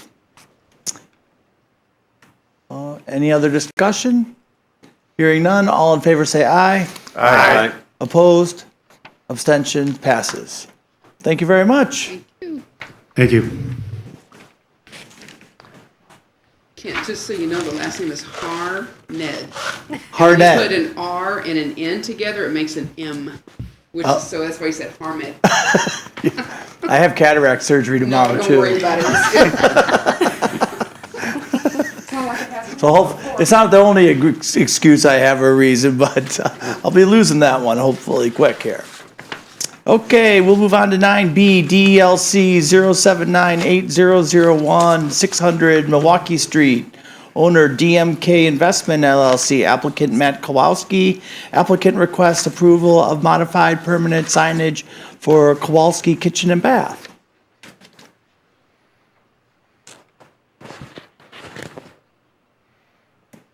No one's here? Is the applicant here? Is the applicant here? Okay, we got no applicant. Do you want me to just, because it's up? Just give us Yeah, an what's the overview. difference? I couldn't see it. So if you remember when you approved this a few months ago, they have several signs. So they have the main sign on the building, they have the canopy sign, and then on Genesee Street, they have a main sign and the canopy sign. And you guys made a motion, so they had this Kowalski signage that you see on, is it Milwaukee Street? Milwaukee Yeah. Street? That's Milwaukee. They had that on both sides of the canopy, and your motion specifically stated no signage was allowed on the canopy on Genesee Street. They interpreted that to mean just this larger part, and so they went ahead and had the canopy made with this small name plate and their logo, and it equals 3.2 square feet. So I told them that they needed to come back here and have you either clarify or amend your motion. And if you Because your recall, original motion said no signage. to the right of that sign on Genesee Street, they have another big logo, and the idea, if I recall, was that we didn't need two on the same side of the building. So that's why you basically said, take it off the, if you're gonna keep the one on the wall, take it off the And they did the reverse. cover. How big is that lettering? Well, it's only 3.2 square feet total. Not very big. I don't know if I have the, About like the this big. height. So I think- Yeah. Small. The last guy 10, you'd 12 ask for inches. fashion, but doesn't that kind of looks a little cheesy when it's small like that, doesn't it? Like, why would I don't like why would you do that? I think the compromise was that, because I've been going past it quite often, last time they wanted the big sign on the wall, and we told them then they couldn't have it on the awning. Instead, I haven't seen the big sign, they put the small one on the awning, it's like they switched. They kept the big sign, didn't they? The big sign's coming. If it's Yeah, not I'm up now, assuming it's it's just approved. not up yet. It's just not up yet. Yeah, that was approved, so I'm sure it's coming. So those letters are 5 inches tall. Hey, that looks, I don't know, that, again, I'm I the don't last like it guy. either. I'm the last Mike, guy who's to that ask on? much about fashion, but. Like It's who's, like, I don't know. Who's not on?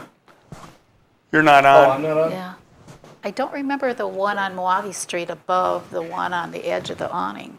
Yeah, no, so that's actually, I think I made the point that the angle, the one that I particularly didn't care for was the one on the angle, it's on a 45-degree angle or 30-degree angle Yeah. facing up. I get the point that you're driving down Genesee from the north. See that? You're going to see it. I don't know who's going to be driving or looking for that sign on the top of the awning. Right. The one on the little one, when you're walking, that might help. I mean, I don't have a big, so the awning's made? It's up, Oh, it's that's up. it. It's all, that is it. It's up. That's it. Yeah, I saw, okay. I actually I didn't notice that was, I noticed that they didn't do the top one. That's kind of Oh. that's the issue I had with the other one. It just started looking like, I use the term NASCAR. Yeah. With the, otherwise, it looks almost like sidewalk directional type signing when you're right there walking on the street. I don't know. I think telling them to paint over it or remove it would be a little unnecessary. I mean, I'd be good with leaving it. This is one of those ones, the first person with the motion's probably going to rule the day. Yeah. I think So it's already without up. the large one on the building this would be fine. But if you're going to put horses out another of the barn? large one on the building, because it's pretty large. I mean, at what point does it get to be too repetitious? Next. I'll admit, I didn't notice it either. Sorry. It's pretty small. Yeah. Yeah. Yeah, Not that I'm the most, I'm in So Dan's fashion camp here, it's like. I'll make a motion to amend the signage program for the Kowalski Kitchens and Bath to include the small lettering on the Genesee side of the vertical awning space. On the west side. On the west side that exists today. I'll second. All right, is there any discussion? Hearing none, all in favor say aye. Aye. Opposed? Abstentions? Passes. Okay, we're on to 9C. Part of DLC 07981670002, 1014 Kenora Road, owner Barron Properties LLC, DLC 07989770001, 333 North Laughing Peak Road, owner American Legion Post 196, applicant Jim Barron. Applicant is requesting the Planning Commission adopt a resolution to amend the land use plan categories of a portion of the two properties to accommodate a transfer of lands between the Barron's property and the American Legion property. The lands being transferred to the Barron's property would be modified from institutional to medium-density residential category, and the lands being transferred to the American Legion property would be modified from the medium-density residential to the institutional category. So flip-flopping them. Okay, so I think the mayor just explained the request. So the applicant came in again a few months ago to provide a concept plan for a single-family subdivision, but what he's trying to acquire that strip on the west side of the Legion property as part of his subdivision, but because it's part of the Legion, it's in the institutional category, and then he's proposing to give a strip of land that's on the south end of the Legion property to the Legion. So he's just proposing an amendment to the land use plan so that the land that goes to him goes to medium density, which exists on the rest of the acreage now, and then what goes to the Legion would be institutional. The resolution that's in your packet that would need to go to Common Council, there'd be the 30-day public hearing, does have a condition in it that it is not effective until the subdivision plat is recorded, because if this never goes through, obviously they don't want to change the categories. So I think it says, provided a transfer of lands is officially recorded with Waukesha County Register of Deeds in a manner approved by the city, is the condition. Have anything to add, Mr. Applicant? Jim Barron, 757 Garrison Court, Delafield. I really don't have anything to add. We haven't modified the plans much other than the comments at the last Plan Commission meeting and the Public Works Commission. Determined where the sidewalk would go along Lapham Peak, and we did remove one island. So we're just talking about the land, the swap right now. So We'll really, move on to what's the written other. here, you're just, I guess I'm asking that you approve these things. Do you feel comfortable in being able to provide oversight into when the Registrar of Deeds might be able to file that? I'll be there. Okay. Good. That's good. That's, no, everything will be recorded at one time. And the city does record those things. All right, anybody crafty with the motion here? I'll make the motion to schedule a public hearing for a conditional use amendment to modify the boundaries of the condition. Hold on. Only read the first Land use. proposed amendment, the land use amendment. The very top? Yeah. Okay, I'll make a motion to adopt the land use amendment and adopt the enclosed resolution modifying the land use plan category on the lands to be transferred from the Barron property to the American Legion property, from the medium density residential category to the institutional category, and modify the land use plan category on the lands to be transferred from the American Legion property to the Barron property, from the institutional category to the medium density residential category, provided a transfer of lands is officially recorded with the Waukesha County Register of Deeds in a manner approved by the city. So then I'll make the motion to schedule a public hearing for the. Or that separate action. Second action? Okay. So just Separate let this one Keep that happen. part out for And now. I'll teach you to try again. That's right. Hey, gotta do All right, so we have a motion. We have a Good job. motion. Do we have a second? I'll second. Second from Ed? Yeah. All right, any discussion?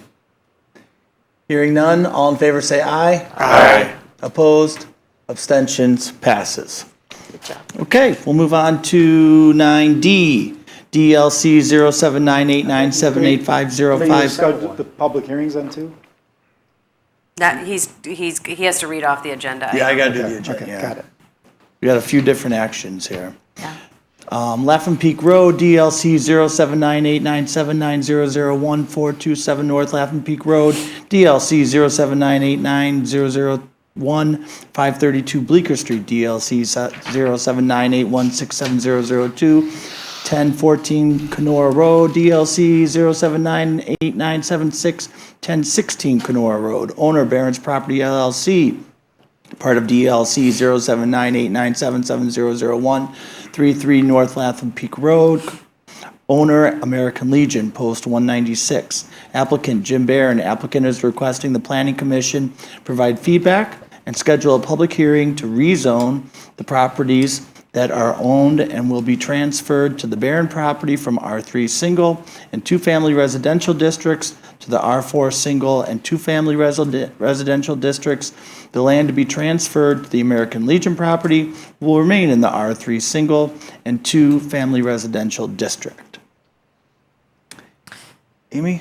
So similar, the applicant is requesting feedback and for you to schedule a public hearing to rezone the lands, subject to the proposed subdivision from the R3 single and two-family residential district to the R4 single and two-family residential district. He gave his concept presentation a couple of months ago, so he is proposing to change the zoning district. He is only proposing single-family homes, not two-family homes. The density gets him pretty close to what he would be allowed with R3 with two units per lot. We do have to schedule a public hearing. That hearing will not take place until March because we have to have the public hearing for the land use plan amendment. I just didn't want him to have to come back in February just to schedule a hearing. So you will have to schedule it for your March Plan Commission meeting.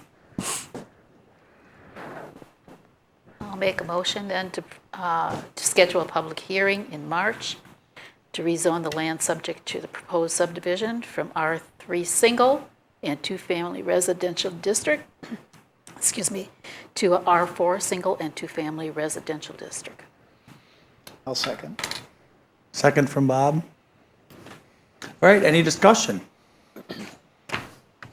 Hearing none, all in favor say aye. Aye. Opposed, abstentions, passes. Okay, one more.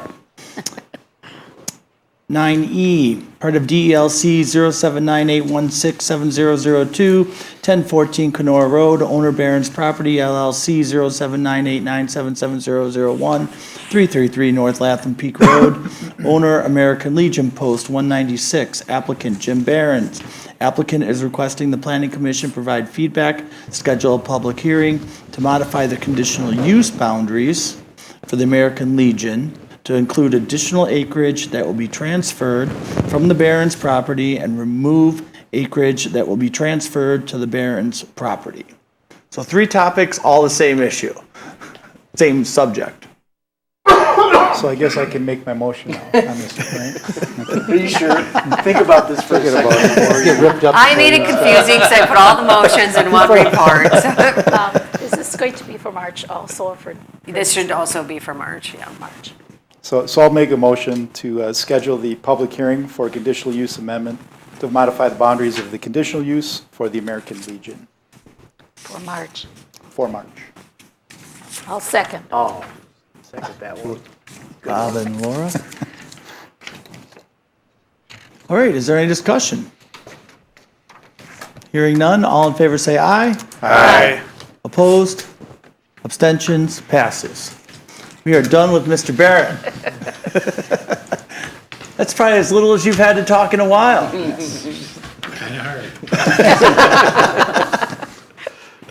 Okay, we're moving on to 10, new business.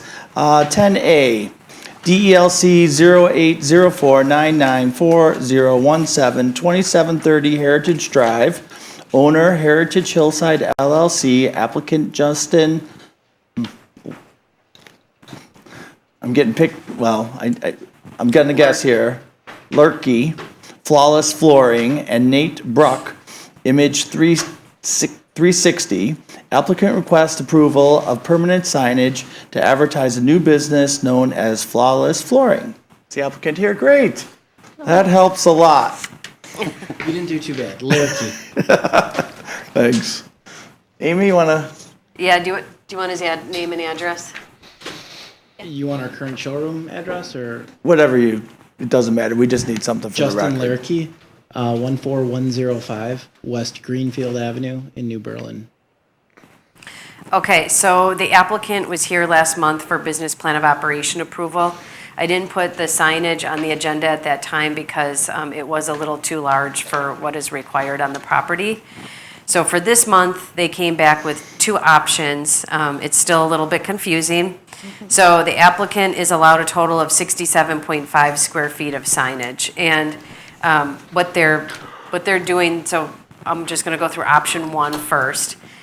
They are proposing a sign, the wall-mounted sign consists of 65 square feet, so it meets the overall requirement. When I went back and looked at all the previous approvals, it appears that the maximum height is 30 inches with the exception of the anchor tenants, Office Max and Dairy Queen. And what they are proposing is a 36-inch tall logo sign in front of those letters, otherwise the rest of the letters comply. It's not very clear from the multi-tenant signage whether or not they can or cannot do that. If you look to the right, there's, I'm not sure how to pronounce it, Sherry Nails and Spa. That signage is taller than 30 inches because it's got 2 rows. And so I don't know if the logo needs to match the single row or if it can be a little bit larger. So that's one thing to think about.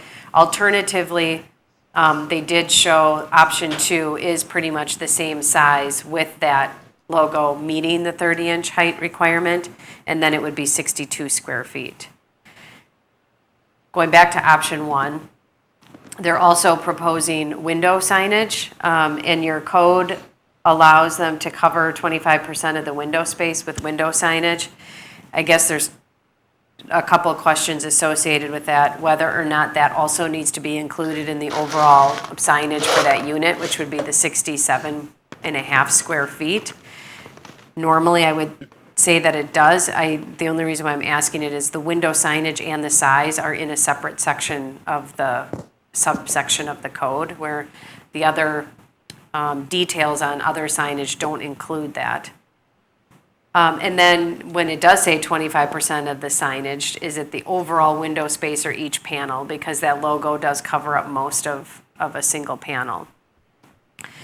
If you go to the option 2, they just kind of tweak the size and location of that logo sign for the windows. So, questions for you guys to decide on is whether or not the window signage needs to comply with overall signage. If that's the case, they're probably just going to have to get rid of all of the window signs. And then whether or not the height of that logo needs to stay at 30 inches or can it go to 36 inches? And then if you do approve the window signage, does the 25% provision apply per panel or overall? So my recollection is you get one number and that includes all your signs. And wherever you want to put them is up to you, but you get that one number, which I believe you said in this case is 67 and a half square feet. And a half square feet. If somebody has a different recollection of what we've done in the past, speak up, but that's my recollection. I'm trying to figure out how, trying to remember Bed Bath and Body Works. Is that the right store name? They seem to have a combination of window signage and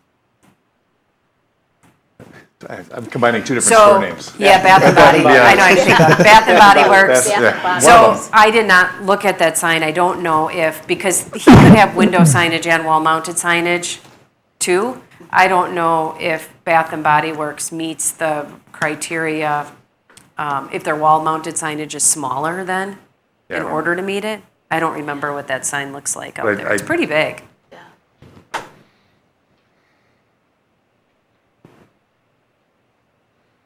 Is the stuff in the window at Body Works, if I'm saying that right?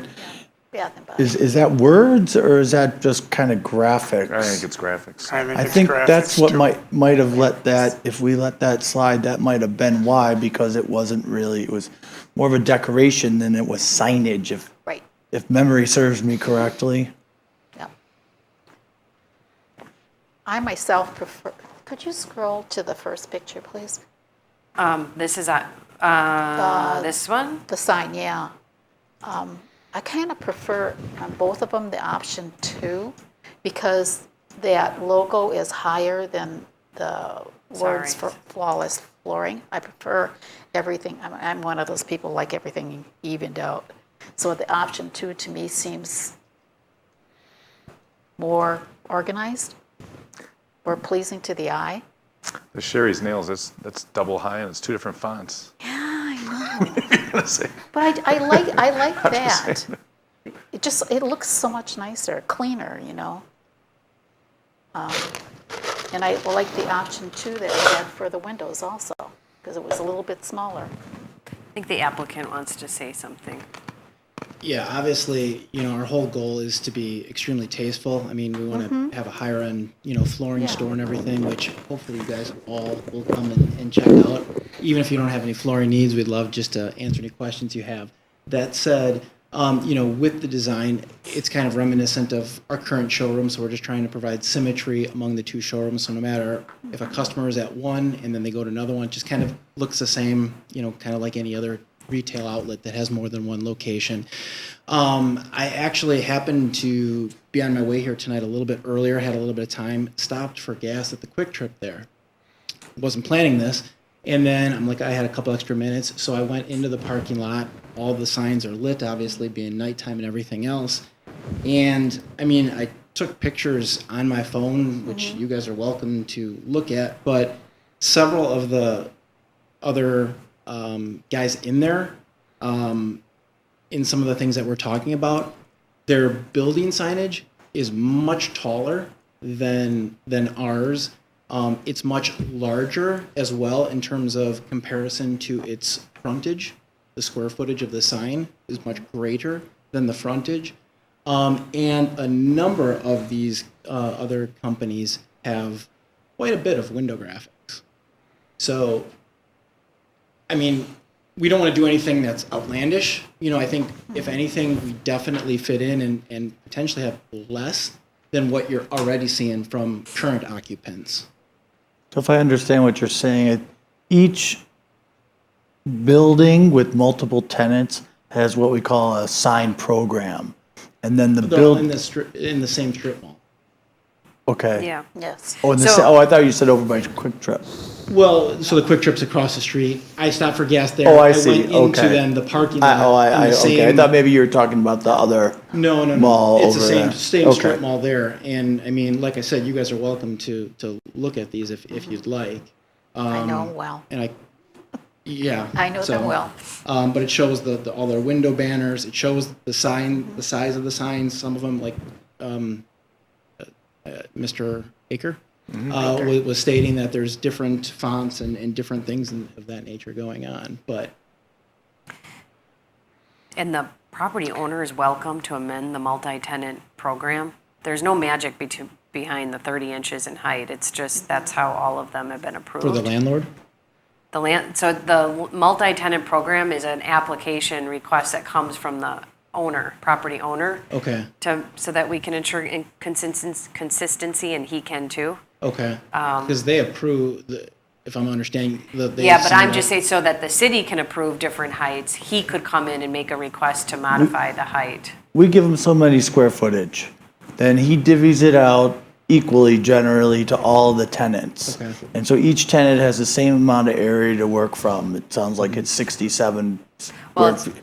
it's 1.5 times the frontage of their tenant space. So I think Okay. you have a little And so if he, wider space. Yeah, we have.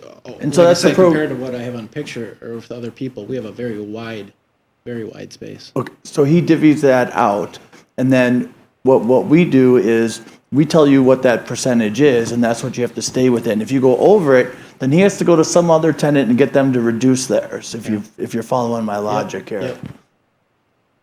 He just can't keep adding, somebody has to subtract to stay within the whole number for the whole The bill. building and all its units.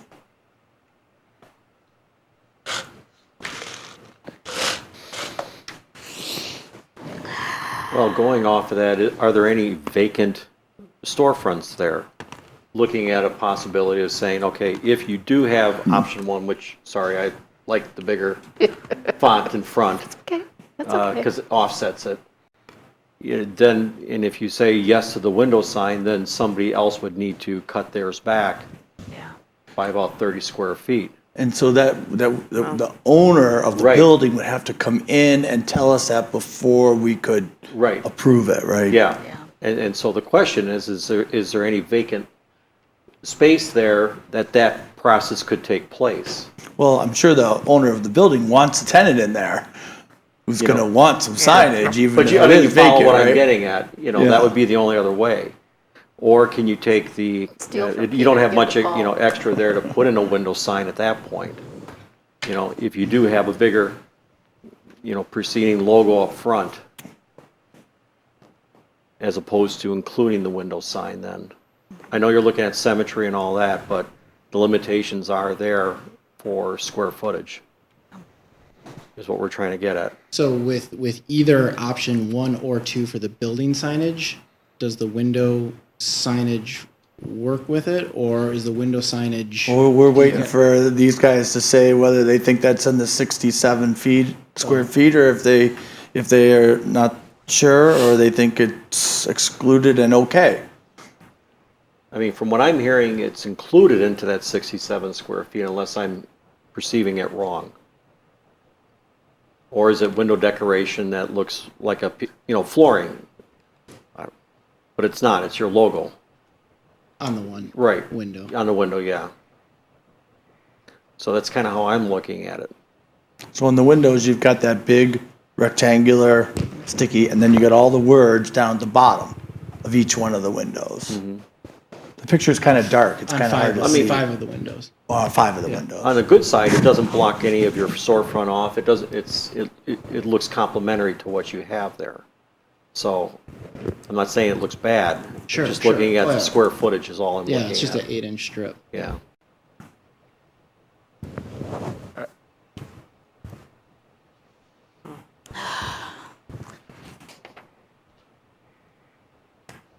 I think I'm straddling options here.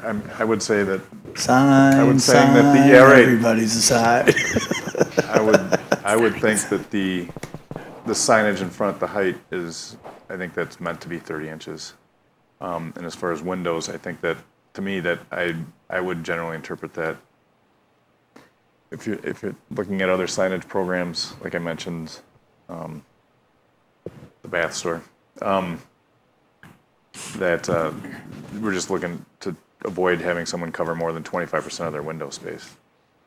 That's how I see it too. So I would say that the signage option on the facade on the roof should be limited to 30-inch height, and then the windows signage should be limited to 25% of the window space. Not just the panel. Cumulative, yeah. That would be so small. Right. Cumulative window space. And that's how I would interpret agree. it as far as how it translates to me, to my eyes. Mm-hmm. So that's kind of in between the two options, right? I mean, Yeah. so I would say I would recommend that I'm throwing it out there for consensus, that we limit the height of the fonts on the front total signage to 30 inches high, and then the window space to 25% of the space, and then. So he's saying you could keep the windows Yeah. and just reduce Go that with logo. option 2 on With the wall mounted, yep. I'm good with that. Yeah, me too. I'm good with that. So I'll make that motion. 30-inch height limitation for the signage on the facade of the roof, and 25% limit on the amount of window space covered. And however that works out with staff, I'm good with the final approval occurring there. And I would second that. Sounds good. Is there any other discussion? Hearing none, all in favor say aye. Aye. Opposed? Abstentions passes. There you go. Thank you, guys. Thank you. Watch the cake get baked. It all works out. Yeah.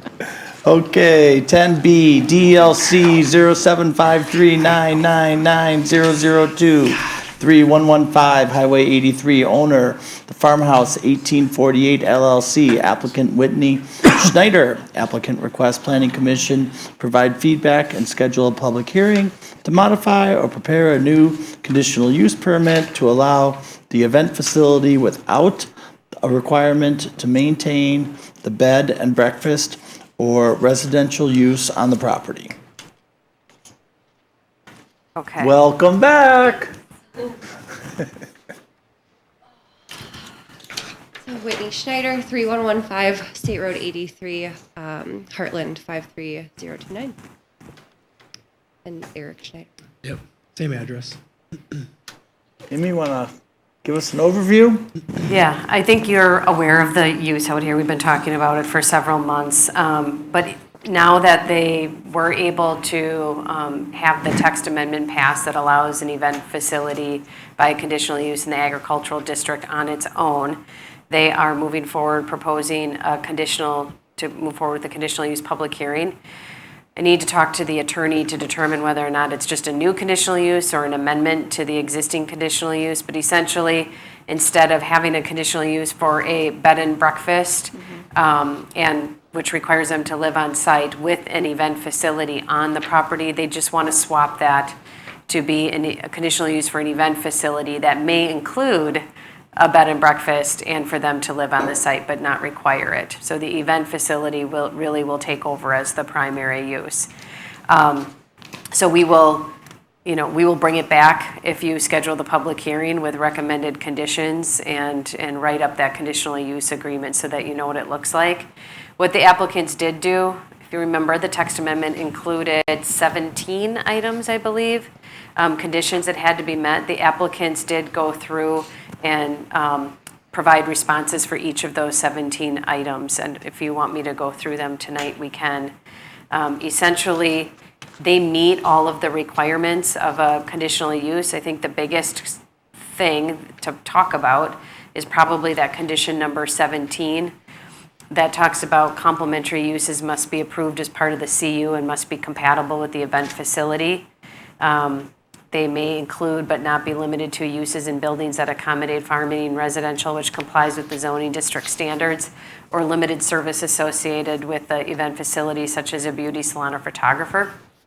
And service operations shall not be open to the general public but rather be limited to serving potential customers of the event facility for preparation of an event taking place on or off-site.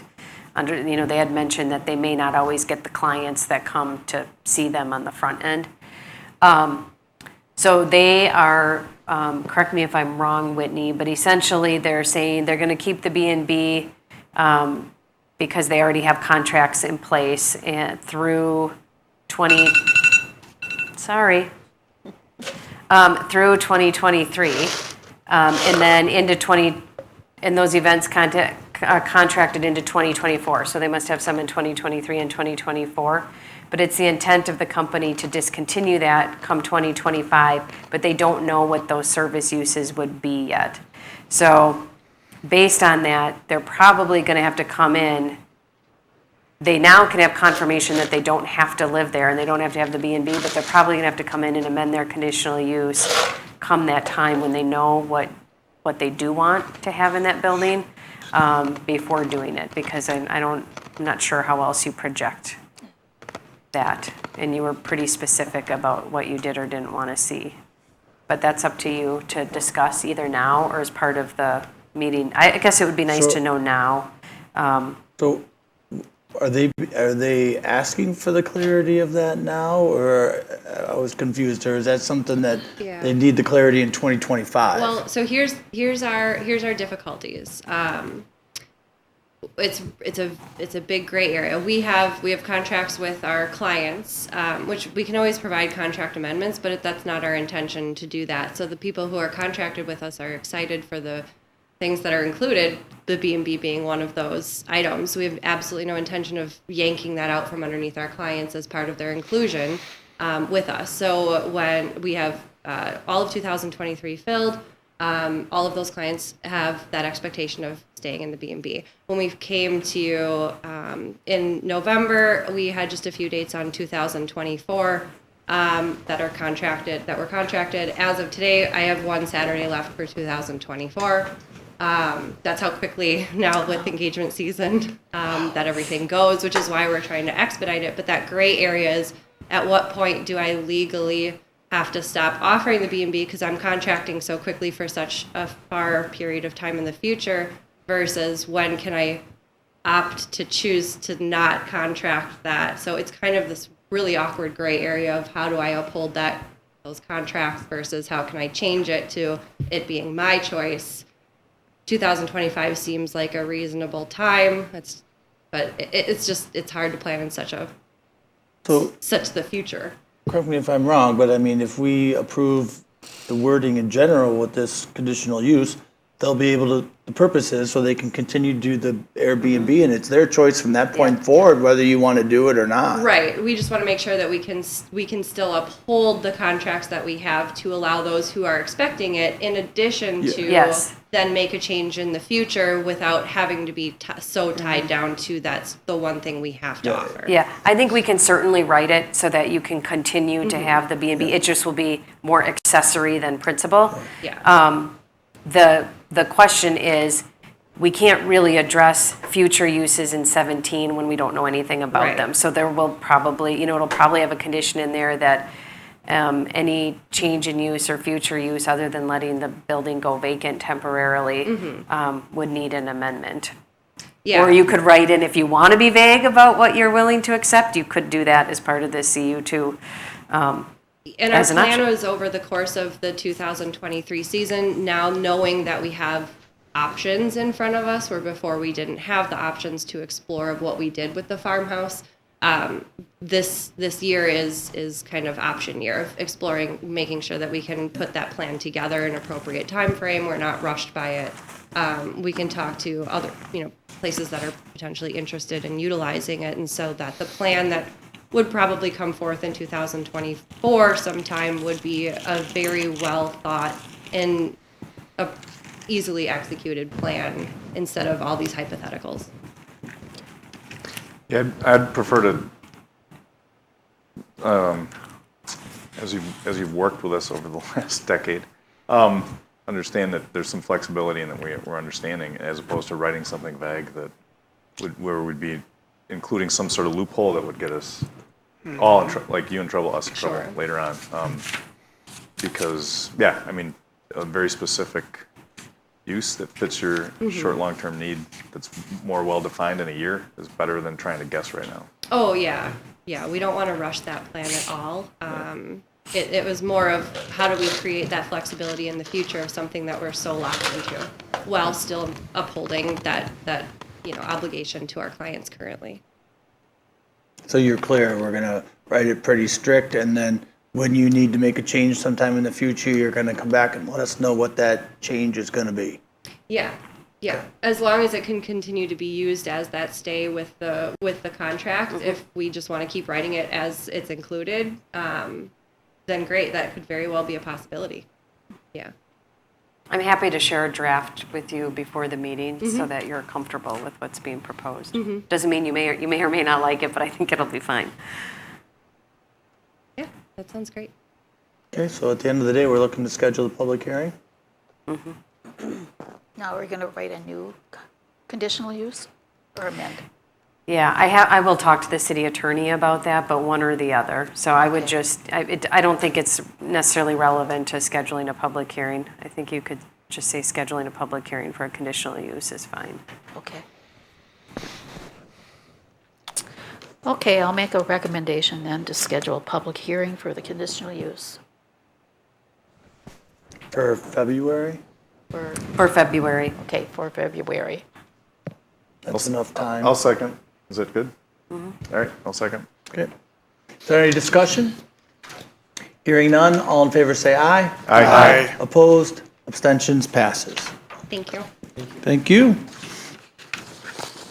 Take it easy, because it's gonna start to get busy before you know it, right? Yeah. Okay, I believe we're on to 10C. B. B? Oh, yeah, I'm sorry. You're right. C. C. My bad. Response to a regional analysis of implements to fair housing study report requirements. Okay. So Tom Hafner asked that I bring this to you. There's a spreadsheet on the computer that you probably won't be able to read. But the Department of Housing and Urban Development requires that Waukesha County fill out a report annually that talks about what each community is doing to address fair housing. So they provide a spreadsheet of a bunch of different options, and the city needs to identify at least 2 things in 2023 that they will do to help accommodate fair housing. So the 2 items that I have on here that I want to just discuss with you that I know the city is proposing to do in 2023 would be to amend, the fact that the city has recently amended I have on here the SEH site, but I'll have to come up with that address, 500 Maple Avenue, whatever it is, to allow mixed-use development, which could include high-density residential uses. So that would go with designating areas suitable for mixed-use development on local land use plan maps. Areas near job centers should be prioritized to provide a variety of housing types and opportunities to live and work within the same area. So that's a good site that's ideal for that type of use because it is close to the 83 and 94 commercial districts. And then the other one that I identified, which is just in an other category, please list any other actions taking. And that's just the economic development focus group project in general, which considered several areas for additional development, including mixed use along Highway 83. And I can also refer to the SEH site, which will accommodate commercial, senior living, and variety of densities. So if you want to add anything else, we certainly can. We need to provide 2. So those are the 2 that I came up with. And this is an annual process. We have to fill out this form every year. I don't want to add 3 if our quota is 2. I don't want to make it 3. We can always do it, right? Yeah. So I like the 2 you presented. 2, okay. And then, so I believe Tom is just looking for confirmation that this is what the city is going to submit. Yeah. Maybe a little bit more refined. That's a head nod confirmation, Amy? Yes, head nod confirmation's fine. There really Based is on the no experience, motion needed. Is what you're talking about okay? Is that going to be accepted? Yes, Tom did share the report from 2021. It's very brief. Okay, sounds good. We'll move on. We are moving on to number 11, comprehensive plan zoning and ordinance revisions. 11A, discussion and provide feedback regarding the economic development focus group recommendations for Area 4. Bradley A. Binkowski, including an amendment to the land use plan from the agricultural designation to the medium density residential designation, up to 4 units per acre on property located north of Nashotah Road and northwest of Hawthorne's Farm Phase 1 development, DELC 0742990 and DLC 0577980. Amy, if you could kick us off on this one too? Amy, is there a page in the packet that is that you've got up there? What page is that? 203. 203? Yeah. Thank you. The last one. So I guess to start, I don't want to say that this is that the proposal is city initiated in itself, because it's not yet. This is the first time that you're hearing and considering it. But what it is a result of is in 2021, the city initiated a project, as you know, to identify certain areas that would be ideal for additional responsible growth. In part, that project was initiated in order to help balance the city's budget, and then also to make sure that the city remains an attractive place for residents, businesses, and visitors. So in order to, or as part of that project, the city did appoint a focus group, and that included several members of several residents throughout the city. It was a diverse group from most of the districts, plan commissioner and city council member, and then also a developer, a residential developer, and a business, not owner, but a representative of a business owner of downtown. So that group met several times, put a lot of effort into coming up with 8 areas in the city to consider for development. This is the 8th and final project that you will be considering. So for those people in the public, we've been working through these different areas for the last year plus. And so this is the final one. That focus group did recommend amending these 2 properties owned by Binkowski from agriculture to the medium density residential category. They actually did briefly talk about high density residential, but did decide on the medium density. Something to note about the land use plan and densities, the city jumps from 1 acre to medium density, so 4 units per acre. That doesn't mean that a project has to approve 4 units per acre. It just means they can have up to that, but that they would get more than an acre.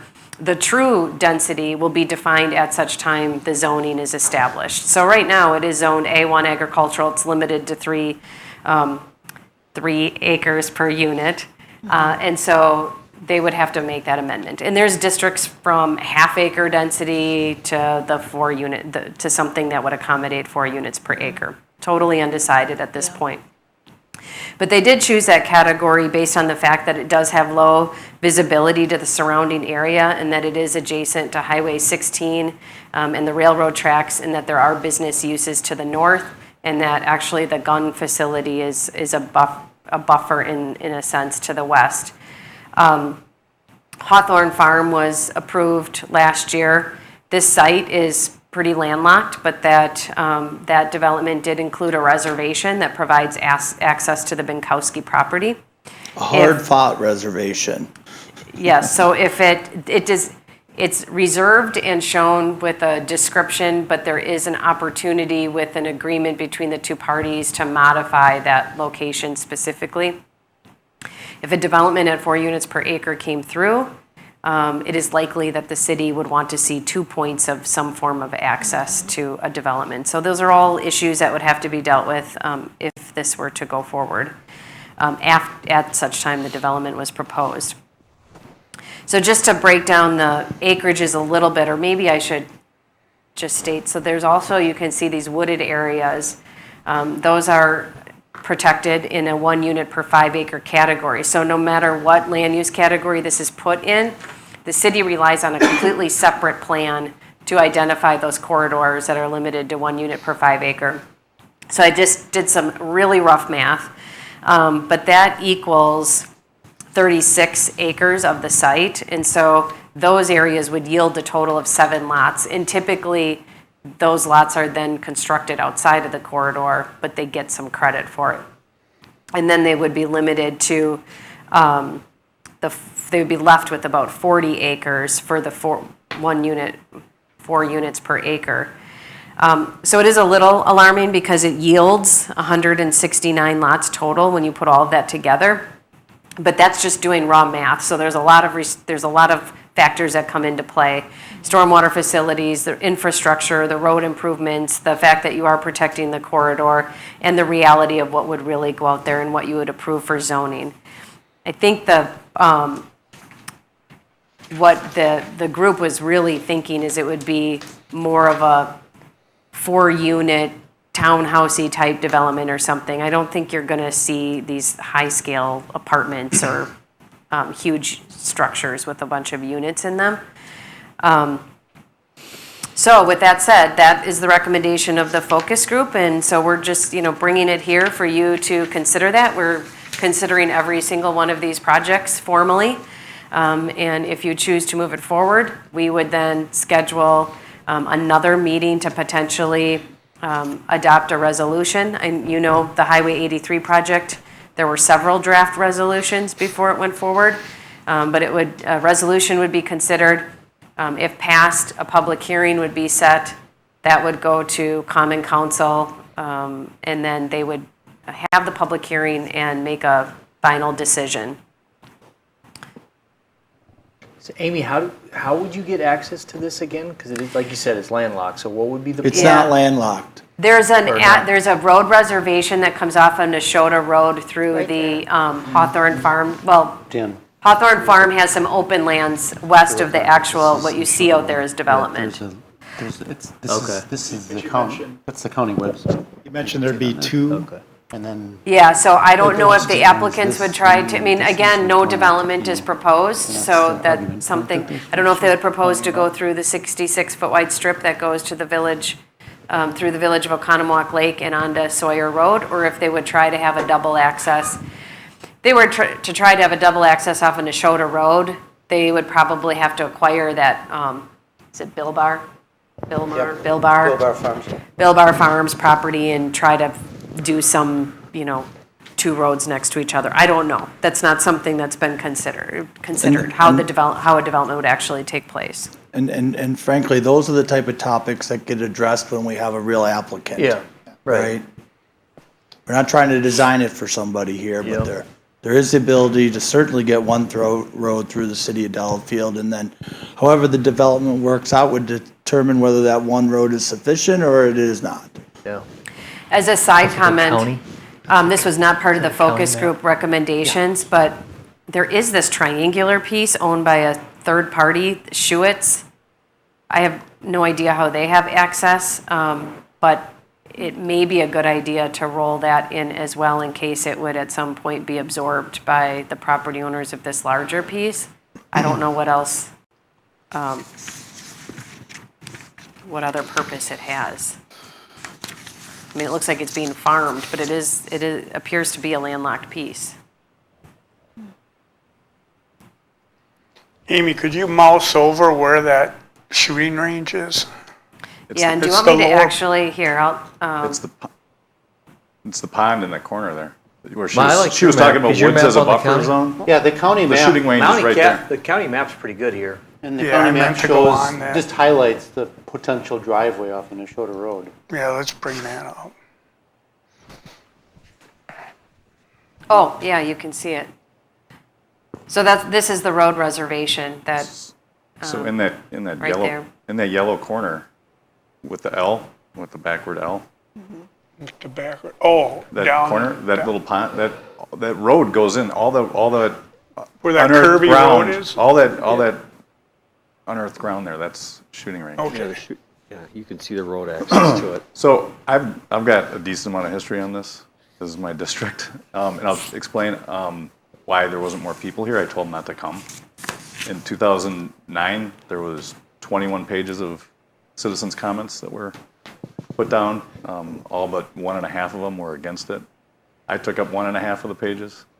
I don't see anything that's changed. And so the 1991 land use plan that was put down in place ended up with a map amendment that came out in like somewhere in the 2000 range, and it included a medium density.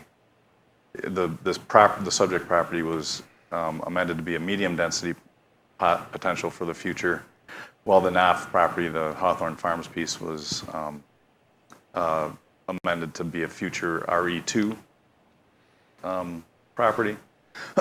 And the plan that was moving forward into the meeting that culminated in the 2009 public hearing was a blending of was a proposal to blend the two densities between the multifamily and the RE2.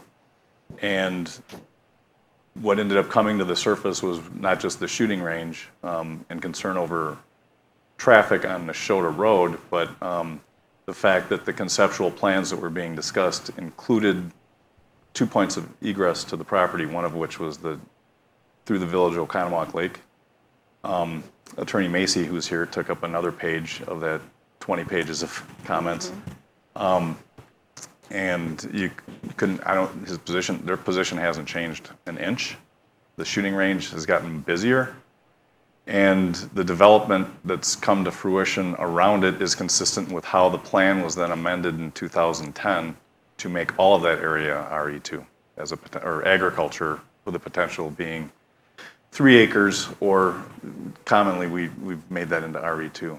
So I'm having a hard time getting my head around what's changed as far as obstacles with the traffic, the lack of desire for the village of Oconomowoc Lake to provide access to the west, and the safety issues that are inherent in a shooting range. I think it would be in our best interest to postpone any discussion about changing a land use plan until those 3 areas of concern are clearly addressed, because they've been sitting idle for 14 years. And that would be incumbent upon somebody who's really got a strong financial desire to change the property instead of us trying to invent a way to cure them all. So that's what I have to say about I agree. this parcel. It's very challenging. Can't see. Yeah.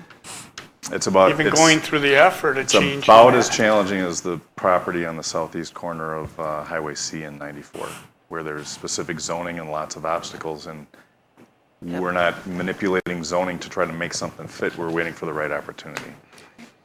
Right, so that's why we're only talking about changing the land use, which is the same topic that we've had for 7 prior times. It's to create the opportunity to have something be proposed, or the ability to be proposed, that would be compliant with the land use, so that it could be developed. Right. Because at the 2 acres that it's at today, it can't. The math doesn't work for the infrastructure that has to be put in. Because what you're saying, Tim, is it'll never change. What you just laid out would be that, and that could be a decision we make, right? It's not a bad decision, but all that you just laid out, unless the gun club closes, right? Like, there's all these things that, at least in our lifetimes as we're sitting here, most likely don't happen. Right. So to me, it's kind of a black or white. You either create a land use amendment, so you give some developer some framework of what could be and let them, they may never come, or you just shoot it down now and it probably never changes. We're not shooting anything down. We're not changing the land use designation. And along those same lines, in 2010, the adoption of our current 2030 comprehensive plan, there was a deliberate action to change the land use plan from medium density to agriculture and low density. So it was the other way before.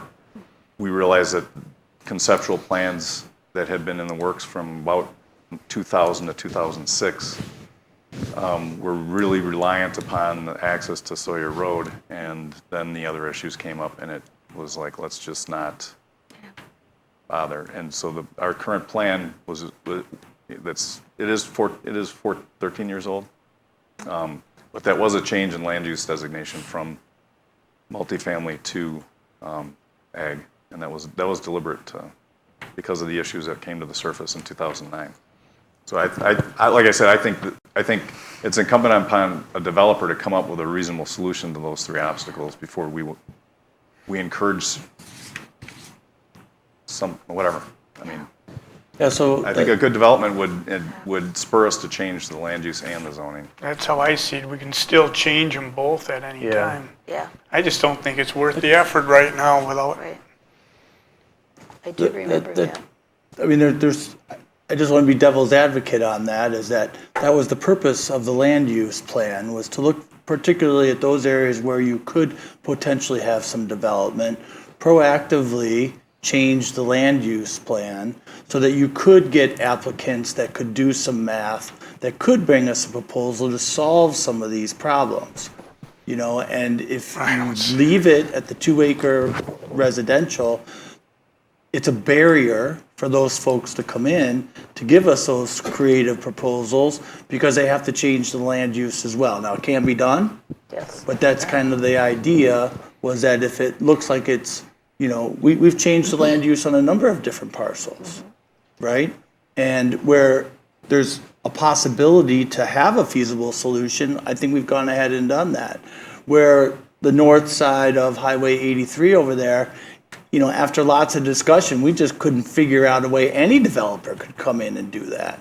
You know, what's changed I think here. what's interesting about that is those property owners didn't have a compelling reason to really do anything right now, so we dropped it, right? The Right. north side. Right. Whereas here, I think what we heard today is there might be some compelling reason why some property owners want to do something. Right, the property owner Right. was here, that he's interested in doing stuff, he's entertaining possible ideas from different developers, and this would help move that process forward if we chose to move forward with it. You know, there wasn't a road, the costs that were associated back in 2009, there was no road easement that went to the property line from the city of Delafield. You had to develop the whole parcel, the one that the Seatmans did, plus this parcel. It was a very large development. Well, now half of it's been done, right? So that's changed. That's different than what it was before. I mean, in my mind, I think there have been changes since 2009 when it switched to ag. And I really think it's something that we should consider taking a look at, given that there are the changes and there's the potential to generate revenue out of this parcel, which it hasn't even been considered by anybody for over 14 years. 'Cause, Tim, I was just thinking, if I'm a developer, you're probably got to run the math to put a higher density than, you know, what's currently zoned, right? You just need that math to make a business deal happen. So if you're probably sitting back there and go, well, I'll never get that. I'm not even going to work on a deal because I'll never even get to that anyway. I'm going to move on. That's the only reason why maybe, and again, we get into a perception issue, because if we approve a land use, everybody thinks something's happening and it's going to go, and they've approved to put multifamily, right? But that's not what this does. It just creates an environment to get proposals. So if we don't do that, I mean, we'll never get a proposal, because somebody will say, I can never get the density to get the sewer and all that paid for, right? I'm thinking out loud. That's true. It's true. Very, very likely true. I'm also looking at it somewhat selfishly, in that life is a little too short. Because what we didn't have, like just a year and a half ago, was 25 new homeowners that have just invested in the Hawthorne Farms property, Right. with the knowledge that our land use plan designation has that as low density. And we just got to the end of the longest saga that maybe in the city's history, with the gun club. And there's a gun club there. I'm looking at multiple things that are coming to collision here, and I see changing the land use plan as greasing the slide for a proposal to hit a wall harder, and just dragging these same people out here again. And Has it been, because I'm the shortest tenure on this group, has it been the practice prior to 2021 in the study to change land uses without a request? Did we do that before? Sure, as part of the comprehensive plan process, land uses it's part of the process, which we do every time we get a new census. The city's done that. When we go through and look at changing them this time, it's because of the creation of the economic development group. And it was because the city needed to do some tweaks and some changes to see what kind of proposals we could get so we could balance our operating budget. right? but- And in but- many ways, we've been successful in doing that. Okay, and that's fine, but prior to that, did we change land use? Just in the hopes that To someone my would come to us? recollection, Tim, correct me if I'm wrong, but only through the comprehensive plan or a specific applicant coming in and wanting to change the land use and the zoning. Or to correct things that aren't consistent too. Sometimes there'll be an island, it's like, why is this designated Okay. for that use? And it shouldn't have But been. to your point, if we fast forward to a new development idea, the people lining up will be the Hawthorne Farms people saying, the only access to that high density is through me, and now I got all these cars, right? Well, You'll have a whole nother, so I'm The other playing- people lining up over a shooting range next to it. Yeah. You can get- housing Yeah. too. Which it kind of, like, if you read the tea leaves, this might just stay this way for Yeah. long, long I think time. until that shooting range ceases to exist. Yeah. And I know for a fact you'll never get a road to go into Connewauk Lake. It just won't happen. Why is that show a road on the Waukesha County? Why is that on there, do you know? Well, It's actually, it's just Mr. owned. Binkowski's easement, isn't it? The way it's shown on GIS is that, it's an owned strip by Binkowski. So it's not a road per se. Okay. It's a 66-foot wide strip that he owns that they may or may not propose to become a road. I see. I believe he referred to it as a driveway. Right.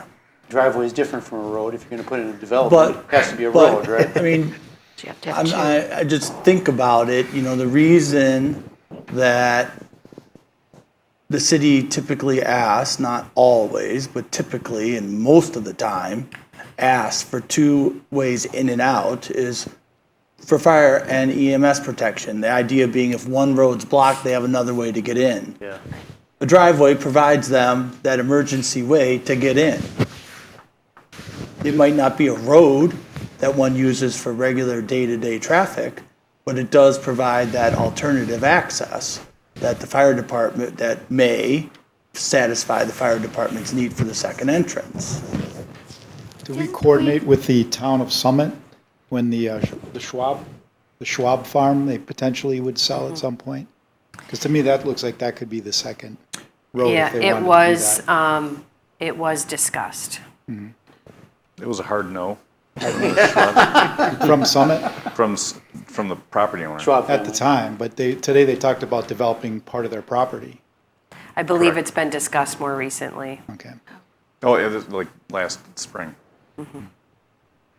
I mean, to your point, a property owner who wants to do something there could come to this commission and say, I want a land use change, right? They could initiate it versus the city. Yeah. Yeah. I would like to do it with the clear conscience that we know how these other problems are getting solved. Yeah. Well, and you guys lived through this gun club issue. I can't. 2010 that started. I know, I'll be honest, I drove by there today, and if I had to, I couldn't have found it. I never knew there was a gun club, a range there used by law enforcement officials. And God bless them if they can keep it to themselves. But I never knew it was there, and I can't believe you guys had even entertained talking about that again. I mean, you lived through it, I didn't, I'm so. not. Where Amy, can you refresh my memory, or can you guys see it on the GS? Where is the gun club actually located? Is it north or south of that driveway? Right, so the cursor's right on it. Yeah, the cursor's on That's it. the middle of it, and there's different ranges that go up, and they spoke out, mostly aimed at the property we're talking about. I've never been back there. Oh, they point Where is that it? direction? That's right. They're in a kettle. It's right here. Yeah. It's a better spot for, well, In this section. where's a good right spot for here. it? Oh. That's where she When it's is. that close to Like I house. said, I wanted to try to find it, and I thought, no, I'm not driving. it's it. down in the- That's a good spot. Yeah. Because there's no houses there. Right. Yeah. Okay. That's my fear. Are we creating another problem No way. that'll take Yeah. years? So- Let them come in when they have some. Yeah, I mean, I for Yeah. one would rather not pursue it right now. Right. For really the reasons that are stated. With an active gun range right there, and we're looking in the future too, because that has to play into something we decide on. Yeah. You've got a great parcel of land there that there could be possibility going there, but that gun range right there, I personally think it's going to work against anything that would want to get developed there without possibly putting restrictions on the gun range, which I wouldn't want to see considering 20-plus municipalities use it, Yeah. 12 months out of the year. Accessibility would be difficult, not impossible, but difficult. And I think if a developer saw the potential, they would come to us and say, here's what I would like to propose, and we can get the process, at least in a conversation going in at that point. I'm not saying being proactive is a bad thing, because I think it is good in a lot of ways. This one here is going to be a lot more difficult because of what we went through with the other gun range here that's being, constructed right now, and how they took outdoor ranges and said no, and they would put it all indoors. I don't think law enforcement's going to want to build a facility to do indoor shooting at this point. To put up maybe a $5 million facility. Well, we're going to have a new one pretty soon. That's different. Then law enforcement can look at that as a possibility. But truthfully, years back, I actually had a tour of that range. There was law enforcement was thinking of having an Eagle Scout project there, and at the time, I took care of that with our district. So I had a nice tour of it, and it's all wide open, and it's a great facility for what they're doing. I just think it works against putting some kind of development in Housing. Close proximity for housing.